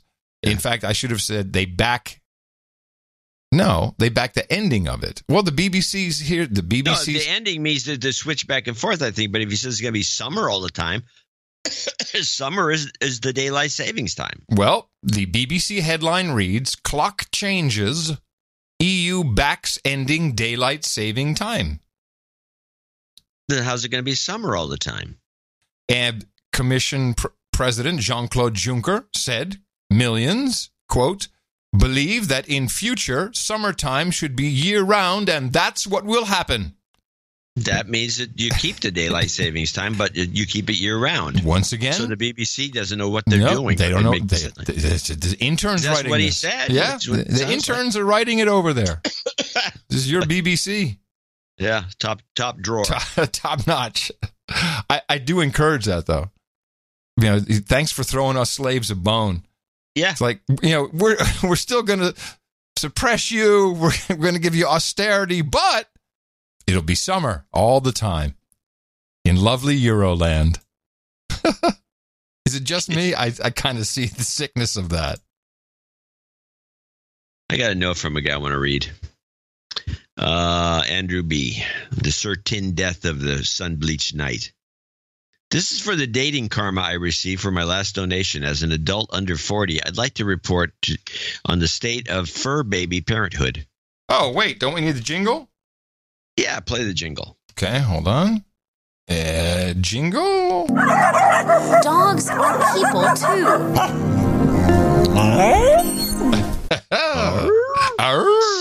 I've been on the dating apps for a few months now, and there are an inordinate number of people, women my age, that are self-described dog moms. Oh, boy. Usually their bios will also have lines such as, quote, "I probably won't like you if my dog doesn't like you." Or, quote, "Looking for a stepfather for my dog." I've recently been chatting with a girl that mentioned that she's looking to get an emotional support dog. I may have reached the end of the road with her. Thanks for your work, Andrew B. Wang. Well, that fits perfectly with this clip. And we started to see this demand about 5 years ago in all those new urban rental buildings, the rooftop dog parks, the pet salons, all catering to millennials and their pets. Well, now millennials are buying homes, and a striking number of them are making decisions based on their pets. Jessica Evans sold her condo and bought a house for her dog, Lucy. I loved living in a downtown area in a condo. It was great. It was very convenient. I didn't have housework. But the one thing that was really missing was my dog's happiness. And she is far from alone. 73% of millennials currently own a pet, according to the American Pet Products Association. That's more than any other demographic. And a whopping 89% of millennials who've bought homes so far this year own a pet, according to Realtor.com. That has millennials putting their pets' needs front and center in real estate decisions. 79% of pet-owning home buyers who closed this year said they would pass up an otherwise perfect home if it didn't meet the needs of their pet, according to Realtor.com's survey. And Jessica sunk $12,000 into her new home for her dog and her cat. A new fence, a pet door. She even renovated the basement bathroom for the dog. Millennials want outdoor space or to be very close to a dog park. They also want to be near pet-friendly restaurants and pet product stores. I do want to say that your No Agenda show has been tracking this disturbing trend for a couple of years. It's a couple of years. And I have to tell you, this is a spoiler. Now you know, if you've watched The Handmaid's Tale, now you know what happened, that they had to have women in captivity to bear children. Is because all of the young people in this imaginary time, it is coming true. How is Afjan doing? Is she okay? Who? Dogs are people too. I'm going to show my support by donating to No Agenda. Imagine all the people who could do that. Oh yeah, that'd be fab. Yeah, on No Agenda. In the morning. And yes, we do have a few people to thank for show 10. I don't know what it is. 1065. 1065. Times flies. Mm-hmm. Start with Sir Cal, $154 and 51 cents. Yes, and he throws a birthday in there. He's got the 54 in there for your birthday. Yeah, and I owe him an email, Cal. Thank you. Yeah. Got some stuff to share with him. He's a good guy. And he has lavenderblossoms.org. Remember, that's where you get all your CBD products. Baron Latican in Houston, Texas, 154. Nice. Another 54 in there. Thank you. Luca Asberto in Canton Ticino in Italy. This is another birthday thing, $54 times 2. Oh. Well, somehow comes to, in Swiss francs. The Italian-speaking part of Switzerland, yes. Yes. Grazie. Mille grazie. Auguri. Jamie Scott in Plano, Texas, $111.11. Rebecca Waters, $108. Another happy birthday. That's 54 times 2. Miranda Wonder, $100. Gives a birthday. Happiest of birthdays to you? Oh, yes. I rallied the Face Bag group to donate for your birthday / Labor Day weekend. I'm hoping that together we'll have a nice contribution. Someone suggested a group knighthood for the Face Bag if we reach $1,000. Not sure how that would work. Anyway, please de-douche me and... de-douche me. You've been de-douched. And send me and my boyfriend some shacking up karma as we're moving in together this weekend. Put that at the end. He hit me in the mouth about a year ago. Yes, so what she had done apparently was this was another off-network, because we have the Value Network, but when you can't access a part of it, which what the Face Bag group is, it's off-network. And they were going to all tag their donations with a Face Bag. So we knew it would be from them. And then apparently they wanted to raise at least $1,000 and then give a knighthood to the group. Yeah. Okay. There you go. We'll see if they even did that. Okay. Let alone made the cut. Dame Kit in Tehachapi, California, $99.99. And she becomes a dame? Yes. Now Baroness Tess. Yeah, Dame Kit. Now Baroness. Got it. And she's also pitching in with the Face Bag group donation. Maybe I should try. She's an F cancer at the end, if you can remember that. Of course. She says, if the Zephyr ever loses your interest, come down and see the Tehachapi Loop. Is that the Hyperloop? I don't know. John Cox, 8888 in Waterford, Pennsylvania. Sir D.H. Slammer, 8778. We actually gave him credit for that on the last show. Yes, we did. Mary Bruff in Wheat Ridge, Colorado, 8008. She needs moving in karma. We're moving in with her smoking hot boyfriend. We got a lot of that this week. Yeah, interesting. Get that at the end. John Clean, I think it's clean. I don't know.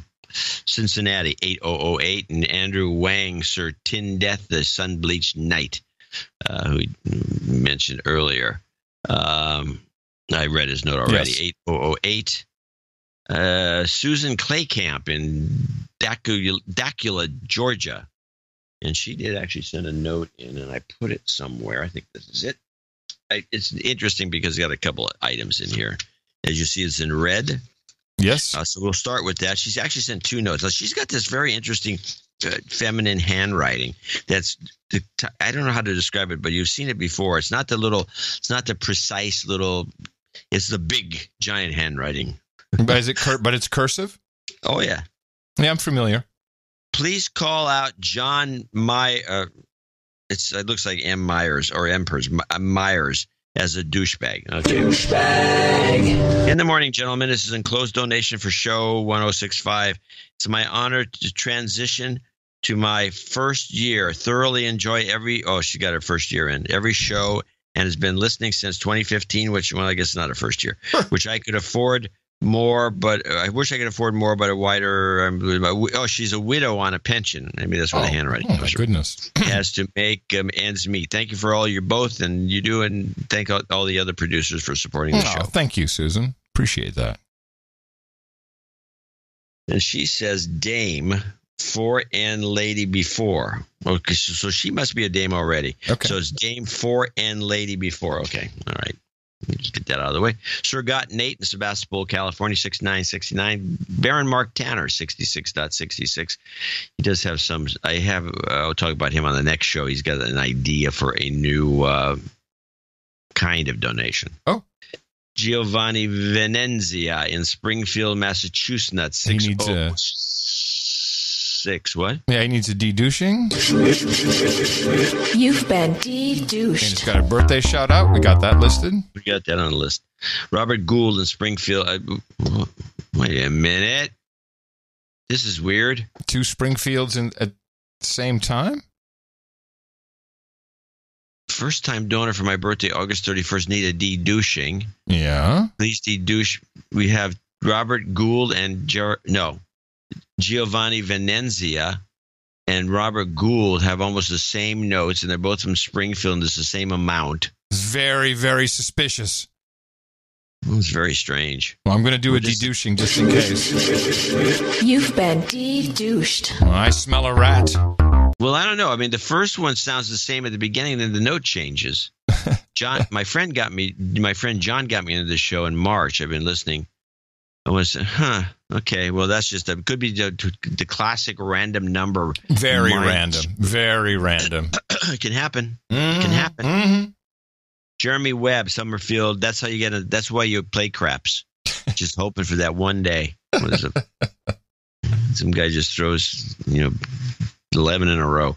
Jeremy Webb, Summerfield, Florida. Hoping to get some business venture karma that comes at the end. I'd like to call out Ballard from the Facebag group as a douchebag. Douchebag. All right. He says he hasn't donated. I guess he's one of the organizers of this Facebook thing. Christopher Walker, De Pere, Wisconsin, 5455. Yes, in the newsletter, I bitched and moaned about Adam not being verified. Yes. Yeah, and yeah. So he says, while not verified on the tweeters, Mr. Curry is undoubtedly verified as a good man in the hearts of many, myself included. Happy birthday, Adam. Yes, thank you. Cody McLaughlin in Mercer, Pennsylvania, 5455. Eric Grunewald.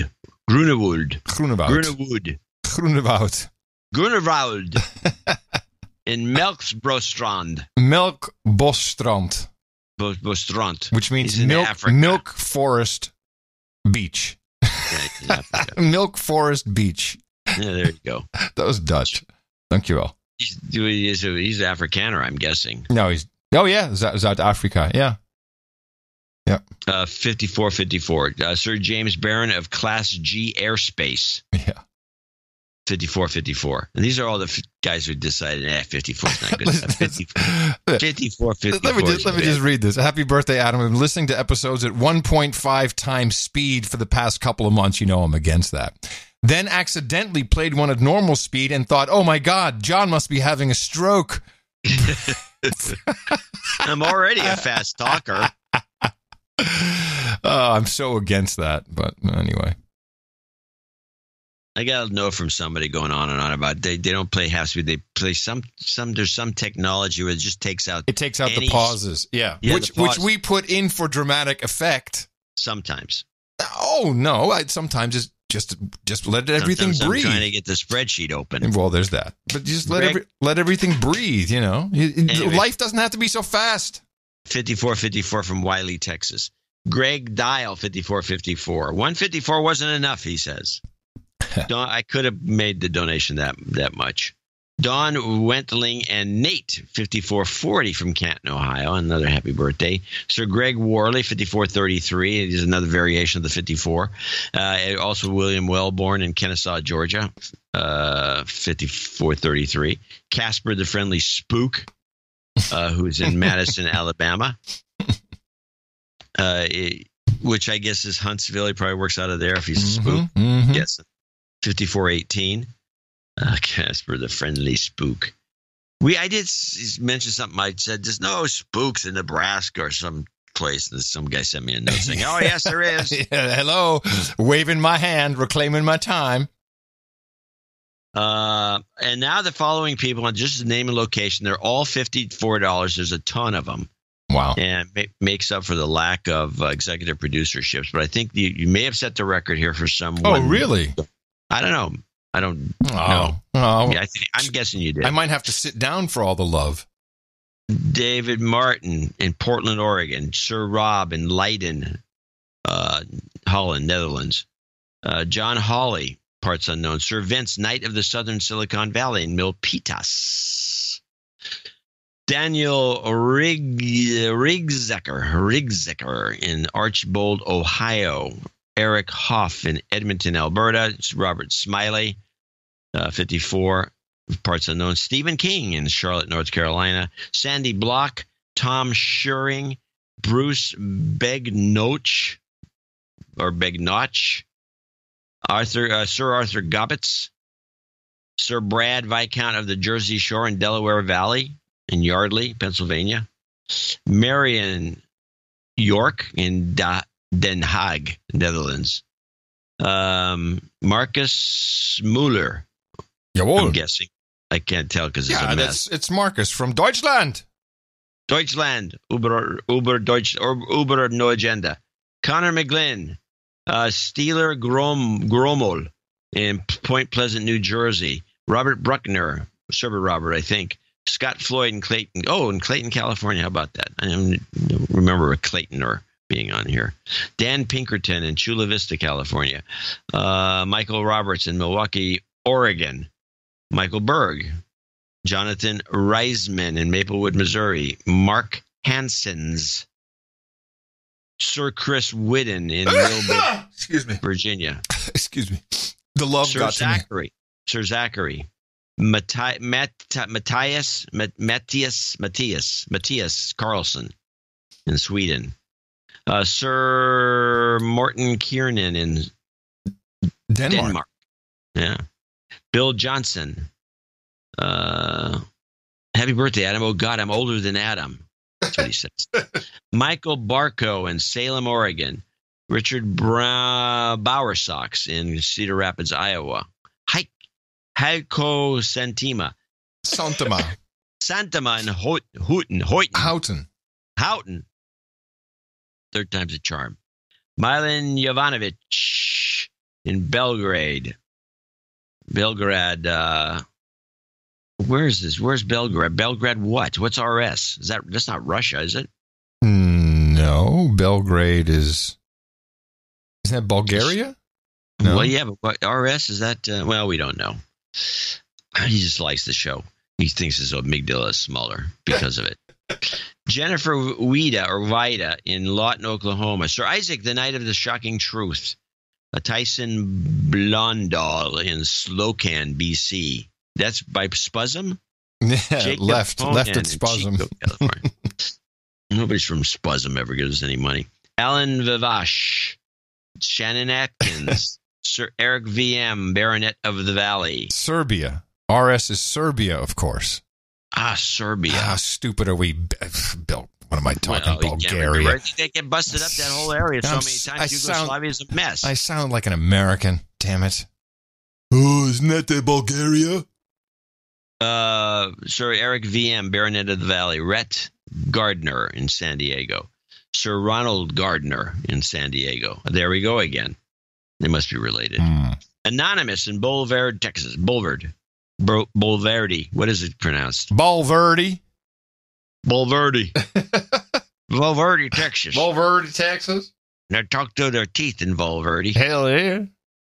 Prescott Johnson, Alan Sibley in Muskegon, Michigan. Sir Jin, 54. Courtney Vandenberg in Brombachtel, Deutschland. Danke, Courtney. Nathan Miller Foster.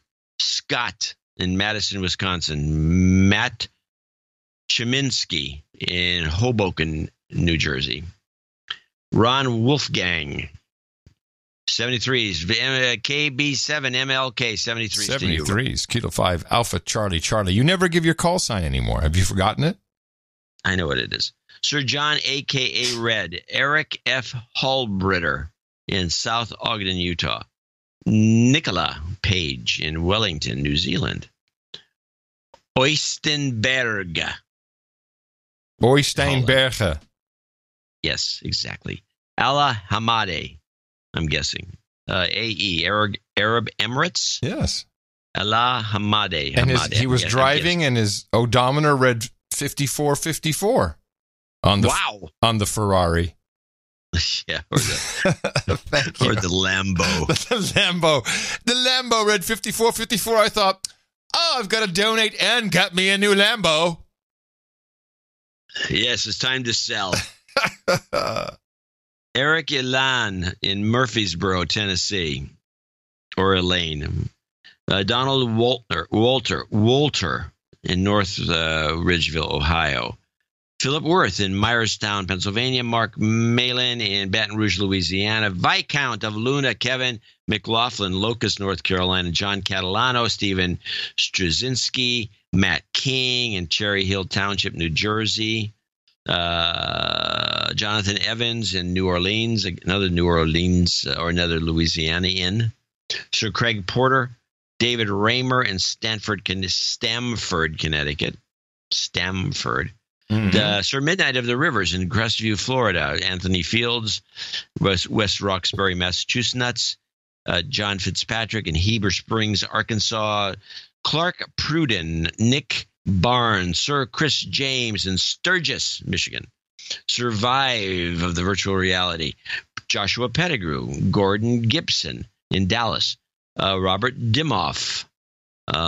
He wants to shape-shifting his Jew jingle sometime soon. Sir Benjamin Ritgers in Boone, Iowa. Gary Burton in Brackley, UK. Mark Gasper in Spring Hill, Queensland. Cameron. No, that was it. That's all the 54s.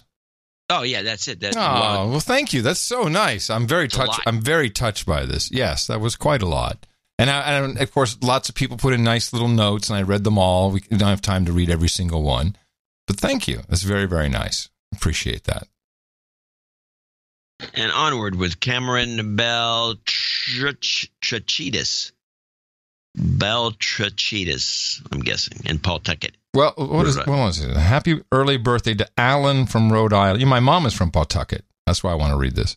Here's your gift. Your Colonel Sanders looking mofo. Love, Ronnie Rooney. Only since mom. Goat scream. What the heck? Okay. Anyway. Pawtucket. It's a birthday call out from Pawtucket. Got it. Jeremy Cartwright, 50. These following people, I'm just going to read name and location, are $50 donors as we wrap this up. Jeremy Cartwright in Rockford, Illinois.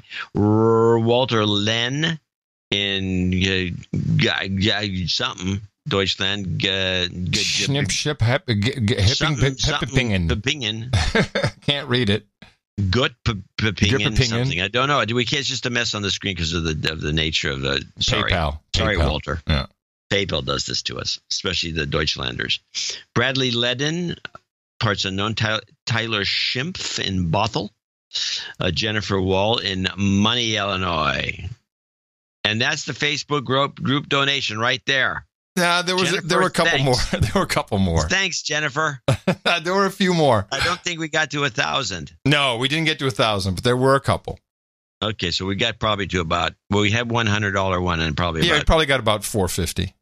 Maybe. Yeah. Paul. So this, we appreciate your trying, whoever you are at the Facebook group, but. Like everything else online, a lot of talk, no action. You got to be part of the network. Paul Contreras, the network works better in Westwood, Massachusetts. Your show is becoming the one I look the most forward to. And finally, last but not least, Sir Brett Farrell there in Oklahoma City, Oklahoma, and Sir Brian Watson in Raleigh, North Carolina. I want to thank all these folks for helping us out in show 1065, wishing Adam a happy birthday, and also somewhat of a celebration of Labor Day tomorrow. Oh, yeah, that's right. Labor Day tomorrow. My birthday's on Labor Day. How about that? Yeah, how about that? Commie birthday. There you go. Yes. To me. Well, again, thank you. Thank you all very much. A couple other things that came in. I got, I'm not quite sure who sent this to me, but it was a packet filled with Boeing. I mean, it's from, I don't want to mention the person's name, but from Keller, Texas. And it has the Boeing company, the P-8A Poseidon, which is a very specific kind of aircraft. It's you look that one up, it's kind of interesting what that does. All like Boeing keychain, and then a challenge coin that has the Spy versus Spy guys on it. The white spy and the black spy. Yeah, really? Yes, and it says per secretum nos vivere, furtum nos vincere. I don't know. It's like, is this Latin? Yes. Somebody out there can translate it on the spot. I can't. Well, I think it's like we operate in secret. I looked that one up. Fortum something or other. We operate in secret. But this is like, it says NDM on the coin. National something. This must be from some outfit that we're unaware of. Some private spooks. Yeah. Well, I'd like to know what that is. And also a MoneyGram. It's another great way to launder money for $70. Thank you. We should put that in. And here's another one. And I got a nice card. And the card says, wishing you an OTG and face bag free birthday. See you soon. Yours. Now, I think it's from Mark Hall, but I'm not sure. Also from Texas, I think. Huh. So the older you get, the more excited you are about 2 pieces of mail, John. Yep, I got some mail. I went to the mailbox, and that's what I found out. It was really good. Now, next Thursday, we have a regular show here. At least I'm going to be in the Cludio. Then Friday, the Keeper and I, we take off to go to Italy. My sister's 25th wedding anniversary, so we actually fly through the night. We arrive Saturday, and the party's on Saturday. And so we're taking the show off on Sunday, and we have do we have a confirmation on what we're doing for the best of? Well, it's going to be a couple of interviews, and we'll announce them on Thursday. Okay, we can't talk about the name that you mentioned to me? Not yet? No. Oh, okay. No, I don't know until these things are in the can. Oh, I didn't know how far you were. Yeah. Okay. So there'll be a special interview show. So not a best of, but a special interview show. John has some interviews lined up. I'm very excited. It's always fun and different. And then, although we will remain in the EU, the show will continue as scheduled. And so we were going to take a little trip up to Lake Como to check in on George and Amal. And then... that guy that lives there. Yes. And then Tina, for my birthday, is taking me to see the Large Hadron Collider in Lucerne. How did you get tickets to that? I don't ask questions, man. I think they're going to throw you in it.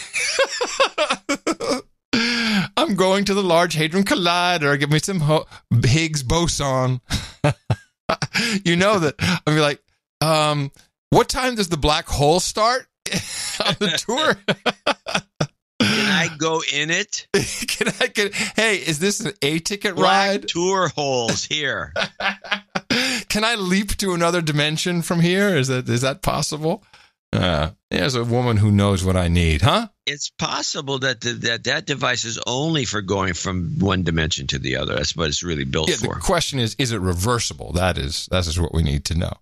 But there's a woman who loves me. Yeah, she wants you to get thrown in. Okay, boys, you know what to do. Just back up a little. Yeah, I want to take this picture. Back up a little more. All right. Well, who knows what will happen then? But again, thank you all very much for my birthday celebrations. It's highly appreciated. Great to keep the show going as well, which is all we really live for. We will do another show on Thursday. Remember us at Dvorak.org/NA. A couple requests here for some karmas. Jobs, jobs, jobs, and jobs. Let's vote for jobs. Fucking cancer. You've got karma.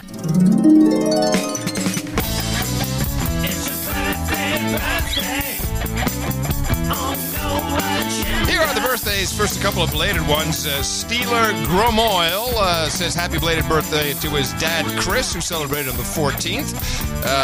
Robert Gould celebrated his birthday on the 31st. Giovanni Venezia says happy birthday to his friend Rob G, also on August 31st. Then we have Scott in Madison, Wisconsin, celebrating his birthday today, September 2nd. Steve King says happy birthday to Parkett Lawson. It'll be his or her birthday on September 4th. Cameron Balrukitis says happy birthday to Alan from Rhode Island, celebrating on September 8th. And Nathan Lee Miller says happy birthday to Foster, a.k.a. a cult fan, celebrating his 34th birthday on September 22nd. And we say happy birthday to everybody here from the best podcast in the universe. It's your birthday, yeah. Title changes. Turn and face the slaves. Title changes. Don't want to be a douchebag. Yes, we have an upgrade for Dame Kit, as we heard earlier in our donation segment. She now becomes Baronetess Kit of Tehachapi. Tehachapi. A handy little spelling pronunciation guide for me there. Baroness Kit of Tehachapi. And thank you for supporting the best podcast in the universe. And everyone, thank you again. Also, everyone who came in under $50 for our layaway programs, our subscriptions, or just for reasons of anonymity. NoAgendaShow.com, Dvorak.org/NA. And I did want to remind everybody, since you did this whole Adam's not verified thing, which of course I don't want to be verified ever in my life. This is a double whammy for you. If somehow they also verify me, you know it would piss me off. So I know what I don't think it would. Oh, yes. I've said if they verify me, I have to leave Twitter. But we do have verifiedvictim.com pointing to the No Agenda player. It's kind of cool. Verified victim. Who gave that to us? BB. Okay, BB, thank you. Very cool. Let's see. Let's go to Scandinavia for a moment. Scandinavia. Yes. Yeah, you know. Okay, let's go there. Oh, boy. So they got the holy herb is now legal, I think, in most of Scandinavia. Is it all provinces? Is it good to go there? Yeah, it's a national thing. Yeah, but they don't have, edibles aren't legal yet, I don't think. Anyway, that's weird. Well, it's in this report, I think, our good Scandinavian brothers and sisters, they have these are signs of things to come here for us. I mean, they're ODing. If you can, I guess. They're having all kinds of troubles. People who used to remember the holy herb and they've come back to it now that it's legal. Yeah, they're overindulging a tad. New numbers provided to CBC News by the Canadian Institute for Health Information show Canadians are increasingly ending up in emergency rooms because of cannabis-related poisoning or overdoses. Over 3 years, the number of visits has nearly tripled in Ontario and nearly doubled in Alberta. I wonder if there is a technical term for marijuana overdose. I mean, how do you overdose? What exactly happens? Well, apparently you just smoke too much of this super powerful stuff and you get so dizzy and nauseous you feel you have to go to the hospital. You know, they're very sensitive up there in Canada. Ooh, I'm not feeling good. It shows Wait. Do they give numbers? They say tripled from what, 1 to 3 or from 300 to 900? Do they say? I can't remember. It has nearly tripled in Ontario and nearly doubled in Alberta. It shows the increase in ER visits. Dr. Zabo knew the numbers were high, but not this high. So your first thought when you saw that? I'm pretty shocked that it's that. Yeah, it's gone up that much. And then I definitely think that those numbers will go up even more. So how much of a burden on resources is that? Well, it's a huge burden. They're occupying beds. They're occupying nursing time. From what he's seen, cannabis edibles are a big part of the problem. They're widely available, but Health Canada confirms they won't be legalized until sometime in the next year, which means they won't be regulated. I would have liked to have seen public health messaging starting as soon as the bill passed, if not sooner than that. The Canadian Public Health Association says a quarter of 15 to 24-year-olds are already using cannabis products, but people of all ages would benefit from strong provincial public health campaigns. For people who perhaps consumed cannabis in their teens, 20 or 30 years ago, they're going to find that cannabis is a very different product today. It may be a much more potent product. Mm-hmm. You think? Yeah. Couple of things. If you're going to use edibles, I'll give you some advice. First of all, it takes 2.5 hours before the edible takes effect. So I think one of these things, idiots go out there and they take some edibles and then an hour later they say, well, it didn't do anything. And they take some more. And then an hour later, 2 hours in, they go, didn't do shit. I'm going to have some more. And then it starts taking it. I'm telling you, that's what's going on. And so the next thing you know, they're wasted to the point where they're getting sick. Yeah. And I think you can probably consume more than you can smoke if you eat it that way. And here's advice number 2, besides that, knowledge. Don't eat anything from this edible collection unless you take a little sample of it and wait 2.5 hours to see what that sample does and then go from there. You can't just start gobbling this stuff down. You get sick as a dog. I love on this show that you're the one giving marijuana advice. I'm just giving. I'm acting as a chemist and giving people, at least giving them some idea. Hold on. What to do. I just got to get. I want to see you in your lab coat. Okay, I just want to get the image. I need to be in the lab coat. You're in the lab coat, and you have a beaker. You're holding up a beaker. No, I'm holding up a pointer, and I've got a whiteboard, and I'm telling people how to ingest these things properly so they don't get sick or too wasted to be able to find the Rihanna tracks. I mean, and seriously, I can't find them. Oh man, now what?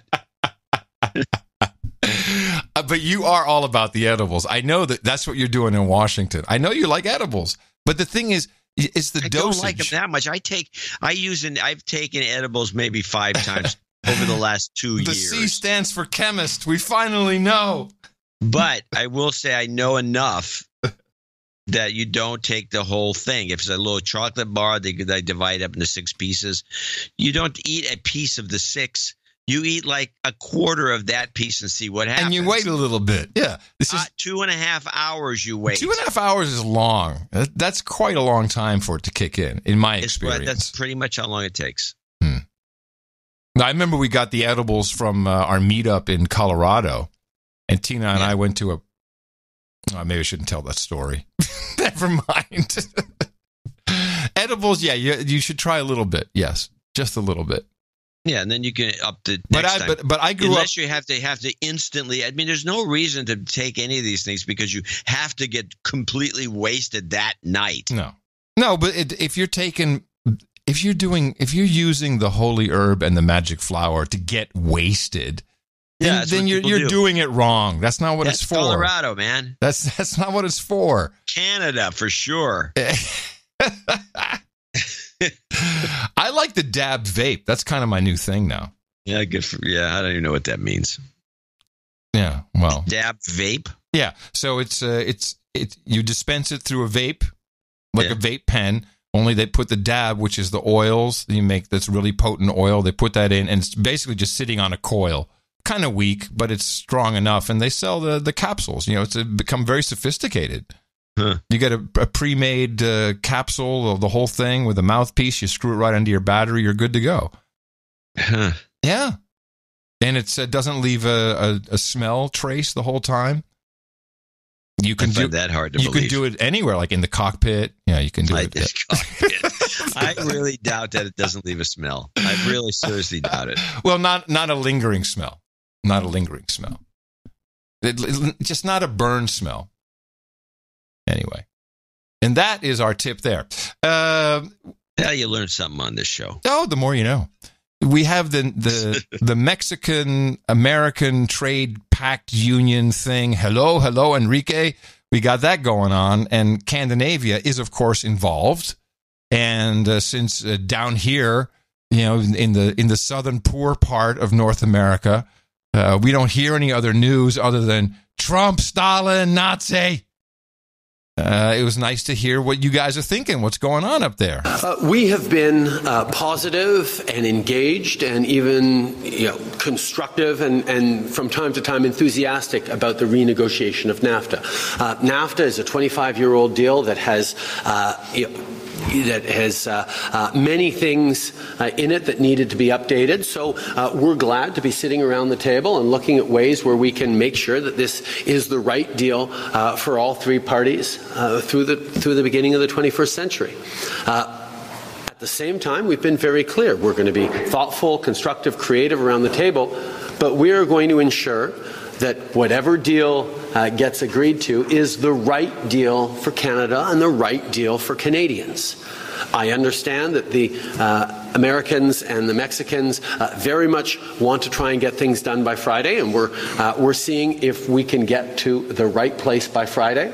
But as I've said all along, it has to be the right deal for Canada, and that's what we are staying firm on. And quite frankly, what I am so thankful to Canadians right across the country for, because we have stayed united and firm on this mostly, and the support of Canadians throughout the summer for each other, for workers affected, for the challenges we're facing, has really gone a long way towards ensuring that we've been able to stay firm, stay strong, and stand up for Canadian interests. You guys said nothing. You guys are so screwed. He said nothing. Exactly. It took forever to say it. His edibles kicked in right as he was about to do that. I'm guessing. Wasn't that fantastic? Unbelievable. Yeah, but it's like it's got to be the right deal. My goodness. I'm sure it'll all work out just fine, Justin. Oh, yeah. Yeah, it should be okay. There's a couple of notes in the show notes that I do want to mention, since we're not going to get to it today. But these are topics that need to be revisited. One is Venezuela. We've had this producer who would send us stuff about Venezuela every single show, and he sent really long notes, and to pay attention. And there just wasn't all that much news about Venezuela, and I guess he wanted us to be the reporting, which we can't do because we kind of deconstruct other news about stuff. But he has a very long note, deconstructed what happened, and he's back listening to the show, but he concludes with, "I just want you to know that what happened in Venezuela is exactly where the U.S. is now. We're like Venezuela in 1994," he says. Yeah. So, but I put it in the show notes, nashownotes.com, and you can always find the most recent one there in the archive. And there was I don't know why people project stuff like that in this country. Oh, you guys are just like Venezuela. This was happening, if you remember, in the quantitative easing era, when it was really cranking it up in 2007, 2008, 2009, and they're pumping money into the economy to buy bonds and prop up the depression that was beginning, and it worked out.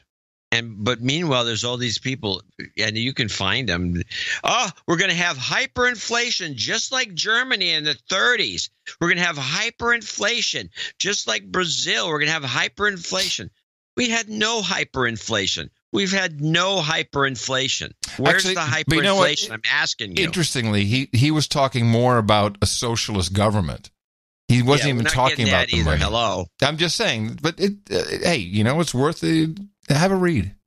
No, the read is fine. I'm just saying that I keep hearing these people projecting their issues on us when we're a completely different animal in terms of economics, governance, everything in between. Right, which brings me to some feedback on a comment you made about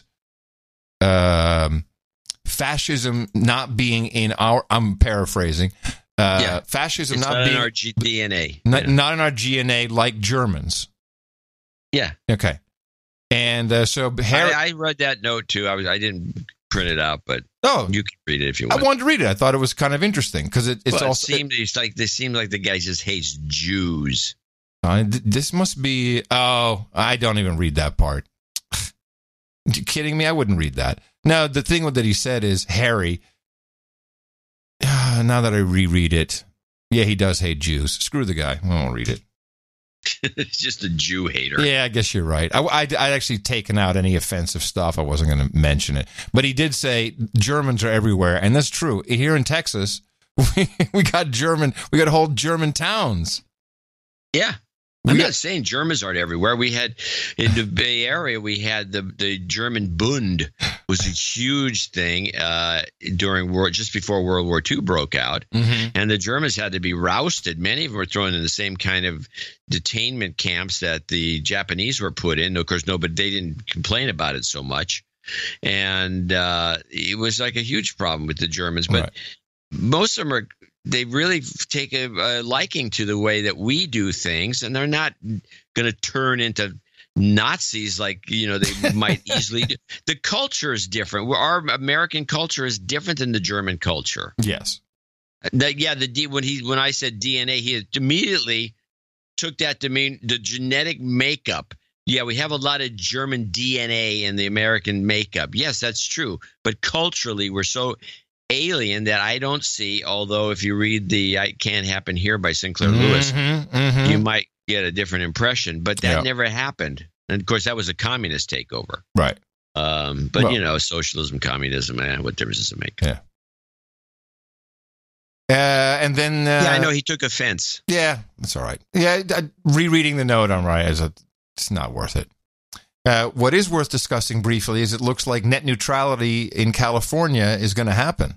Yeah, that's great. You'll be how messed up is California going to be once they put net neutrality in? I can't wait. This is beautiful. I'm waiting, looking forward to it. I mean, the tech guys must be all giddy with it, all excited to see how well this does and keeping everything fair. And it's just going to be fabulous. I hope to see a lot of reporting on this grand experiment you're going to try up there. Well, it's going to make everyone have to do it. We also have this other thing. This is the California bail bond change, which is really, I think, this is something that's going to affect everybody because everyone's going to start thinking about doing this. The state of California took a landmark step toward criminal justice reform today as Governor Jerry Brown signed a bill that would eliminate cash bail for those awaiting trial. Marisa Lagos of public television station KQED has been covering this story, and she joins me now. Marisa Lagos, welcome. So just quickly, who was behind this effort? And what exactly would this new law do? Well, this is a change that was backed by the governor, the chief justice of the court system here, and a majority of the legislature, as well as some criminal justice groups. It would basically eliminate cash bail as of October 2019 and replace it with a system that gives judges a lot more discretion. They would be guided by risk assessment tools that would decide whether someone's a low, medium, or high risk for release. But ultimately, unless somebody was a misdemeanor defendant, in which case they would be automatically released, or very high risk or facing a violent felony, the judges would really make that call. And so it has been a controversial. Wow. Some people think it's giving judges too much power. So again, this would apply in all criminal criminal allegations? That's right. I mean, this is a huge sea change. We've seen some other changes in other states that doesn't go this far. They're going to use an algo. Yeah. That's fantastic. So this is only for state stuff, right? Not federal court. I don't know. I probably, yeah. I think Fed's got some other. They have their own system. Wow. So I can also say, like, you have to. Your bail will be curfew, or you have to do the chores, your sister's chores. Yeah, yeah. The bail bonds guys are all out of business as of. But it still will be some money from time to time. Never again. So. No cash at all. That's what it sounds like. Wow. No cash. That takes care of the bail bonds guys. And, California's always been kind of against this whole thing. It's illegal to be a bounty hunter in California. Dog the bounty hunter, that guy, he can't. Yeah. He comes into California, they'll just arrest him. Oh, you can't do that? Oh, I didn't know that. You cannot do bounty hunting in California. Let me scratch that off the bucket list. So there's a lot of, so now they're just getting rid of bail altogether. Hey, you're either good to go or you're not good to go. But it seems like that place is going to devolve into some lawlessness. I have no idea what's going to happen, but it's an experiment that I guess they've been itching to do for years. As long as you've got the 1981 Lexus gassed up at all times, I'm okay with you staying. It's really gassed up, ready to go. It better be. You got your go bag by the door? Because I always keep a go bag in the car, in the trunk. Very good. In the Lexus. Outstanding. Yeah. All right, last clip for me is just congratulating you on how far in the future you can see, and how, well, of course, you are from the future as well. Michael Palin of Monty Python fame was at the Edinburgh TV Festival, and he talked about his experience in North Korea, where he visited. I don't know, maybe did he do a documentary about North Korea? Not that I know of, but maybe. Well, what has long been your assertion, which it's now a show assertion at this point, is... Yeah, it's North Korea is just trying to set itself up as a tourist attraction, tourist trap, if you will. Yes, and this came to you how many years ago? 5? 6? 6 years ago? At least. The really key thing I felt about the whole journey is that North Korea, I felt as though they were preparing and they wanted to open up to the rest of the world, because they've had to. They spent all their money on these missiles and all that, the farming, the agricultural and food supplies are very, very scarce out in the countryside. So now they've got to get something back. And therefore they're building great tourist resorts. We saw an airport, an entire airport, which is totally empty. There were no planes there at all. But the airport is built, waiting for people to come to this tourist resort, which it will serve. So, and why build that if they didn't really want to get tourists in from China, maybe from the rest of the world? And they let you see that. Yes. Oh, yes. Yeah, exactly. And they were prepared to talk about that and say we're going to have wonderful things. And evidently they had people who'd gone to Disneyland in Paris to look about how you build resorts like that, how you design them. So money had been invested in this opening up. So it isn't just a political rapprochement. I think it's something they need for their survival now. But when they do open up, then what happens to the sort of regimented Kim family thought? That people are going to say, well, they do it differently in another part of the world. Maybe we should do it differently. I just don't know. It's a very, very interesting time, I think. Pretty much nailed it. Oh, yeah. Fantastic. It was pretty obvious from the get-go. That's what they were up to. And I still think that if they get their act together, I wouldn't mind having the franchise to sell tickets to that giant, spectacular show. Oh, yeah, the big show. Yeah, the big show. Once a year, you could get $1,000 a seat. No problem. I was thinking about this in our never-ending quest to get out of the podcasting gig and make some real money. Another exit strategy. Well, here's the strategy. So we get someone within our network. Somebody can at least go buy up a block of tickets. We need a block of, say, 50 seats. Maybe if we can get 20, we'll take that. And then we're going to do a whole VIP thing. So, we're going to charter this is going to be millionaires, like people who are in the 500,000 plus category. And it's going to be, we'll take care of the whole thing. The lodging, the plane. We'll have our own tents, our yurts. It's an idea. Catering. Complete a badge. Badge. Platinum badge. Challenge coin. Challenge coin. tote bag for the starter price of, I think, $7,000. But if it's a couple, then we just do, like 12 or something. Just I was thinking about it. 12 is right. It's the sweet spot. Yeah. So get ready. Fire up a newsletter. Yeah, I'm on we start working on it now. Okay, I have my last clip, which is a clip that you're gonna like. All right. This is a guy. I just thought it was a good clip. This is a guy complaining about his Tesla. Okay. I was fed up with Tesla completely to the point where today, if they want to touch my car, they're not allowed to touch my car.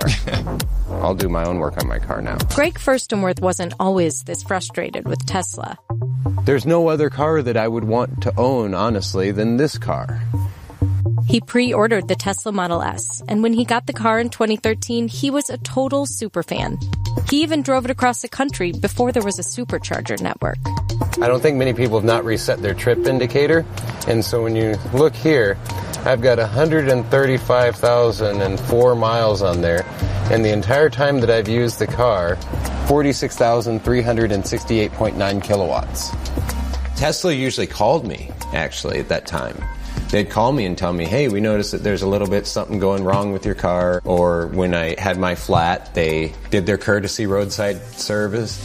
They really took care of me, actually, as original pre-order.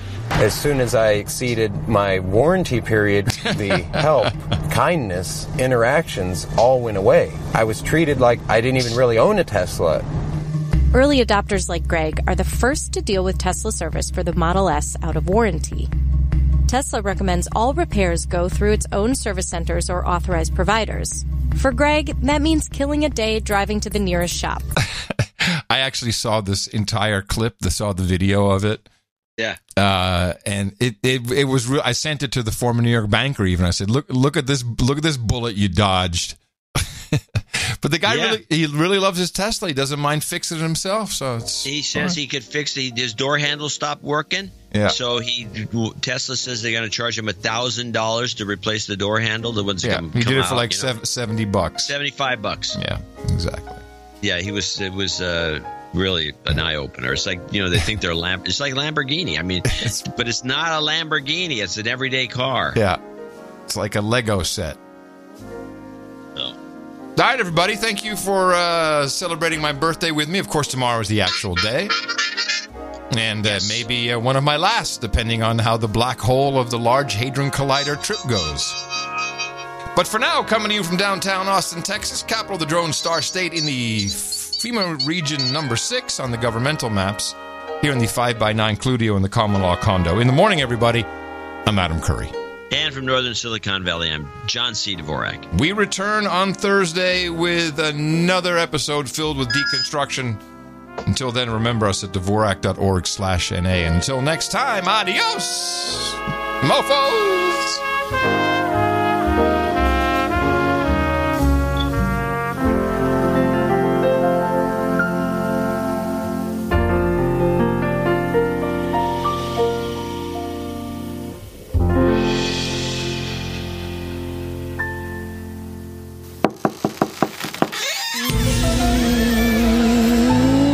Excuse me, Adam, but the Greys are here with the results of your anal probe.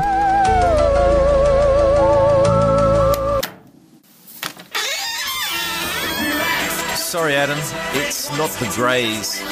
They're due here next Tuesday. It's actually the gays that are here with the results of your anal probe.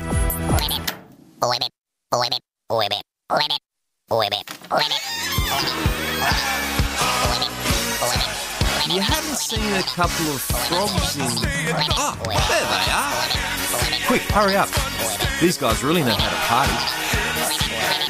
Donate to a No Agenda. They give ushers week after week. Donate to a No Agenda. It's a show that's really unique. Donate to a No Agenda. Listen to John and Adam speak. Donate to a No Agenda. Science is turning into a clique.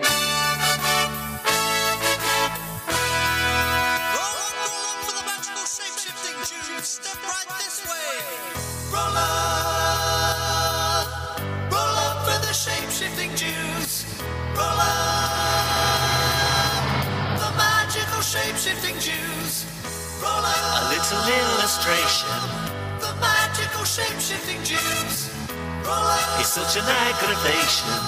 The magical shape-shifting Jews. Hit it.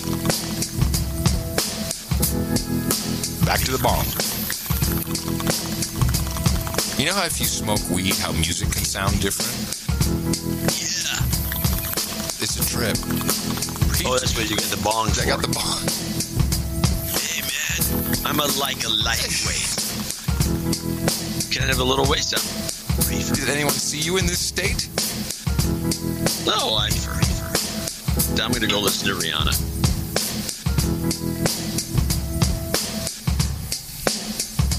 Good morning. I'm here to give you an update on the FBI's investigation of Secretary Clinton. What I want to do is tell you what we're recommending. But first, let me tell you what we found. 110 emails in 52 email chains have been determined to contain classified information. What difference at this point does it make? 8 of those chains are top secret, 36 of those chains secret, and 8 contain confidential information. What difference at this point does it make? Everything I did was permitted. There was no law, no regulation. Secretary Clinton should have known that an unclassified system was no place for that conversation. I did not email any classified material to anyone on my email. None of these emails should have been on any kind of classified system, not even Gmail. Well, first of all, nothing was marked classified. To the contrary. Nothing was marked classified. There is evidence. Nothing was marked classified. Now let me tell you what we found. Oh my God. 110 emails. It was not the best choice. 52 email chains. It was a mistake. Have been determined to contain classified information. What difference at this point does it make? 8 of those chains are top secret. Was it the best choice? 6 of those chains secret. It was a mistake. 8 contain confidential information.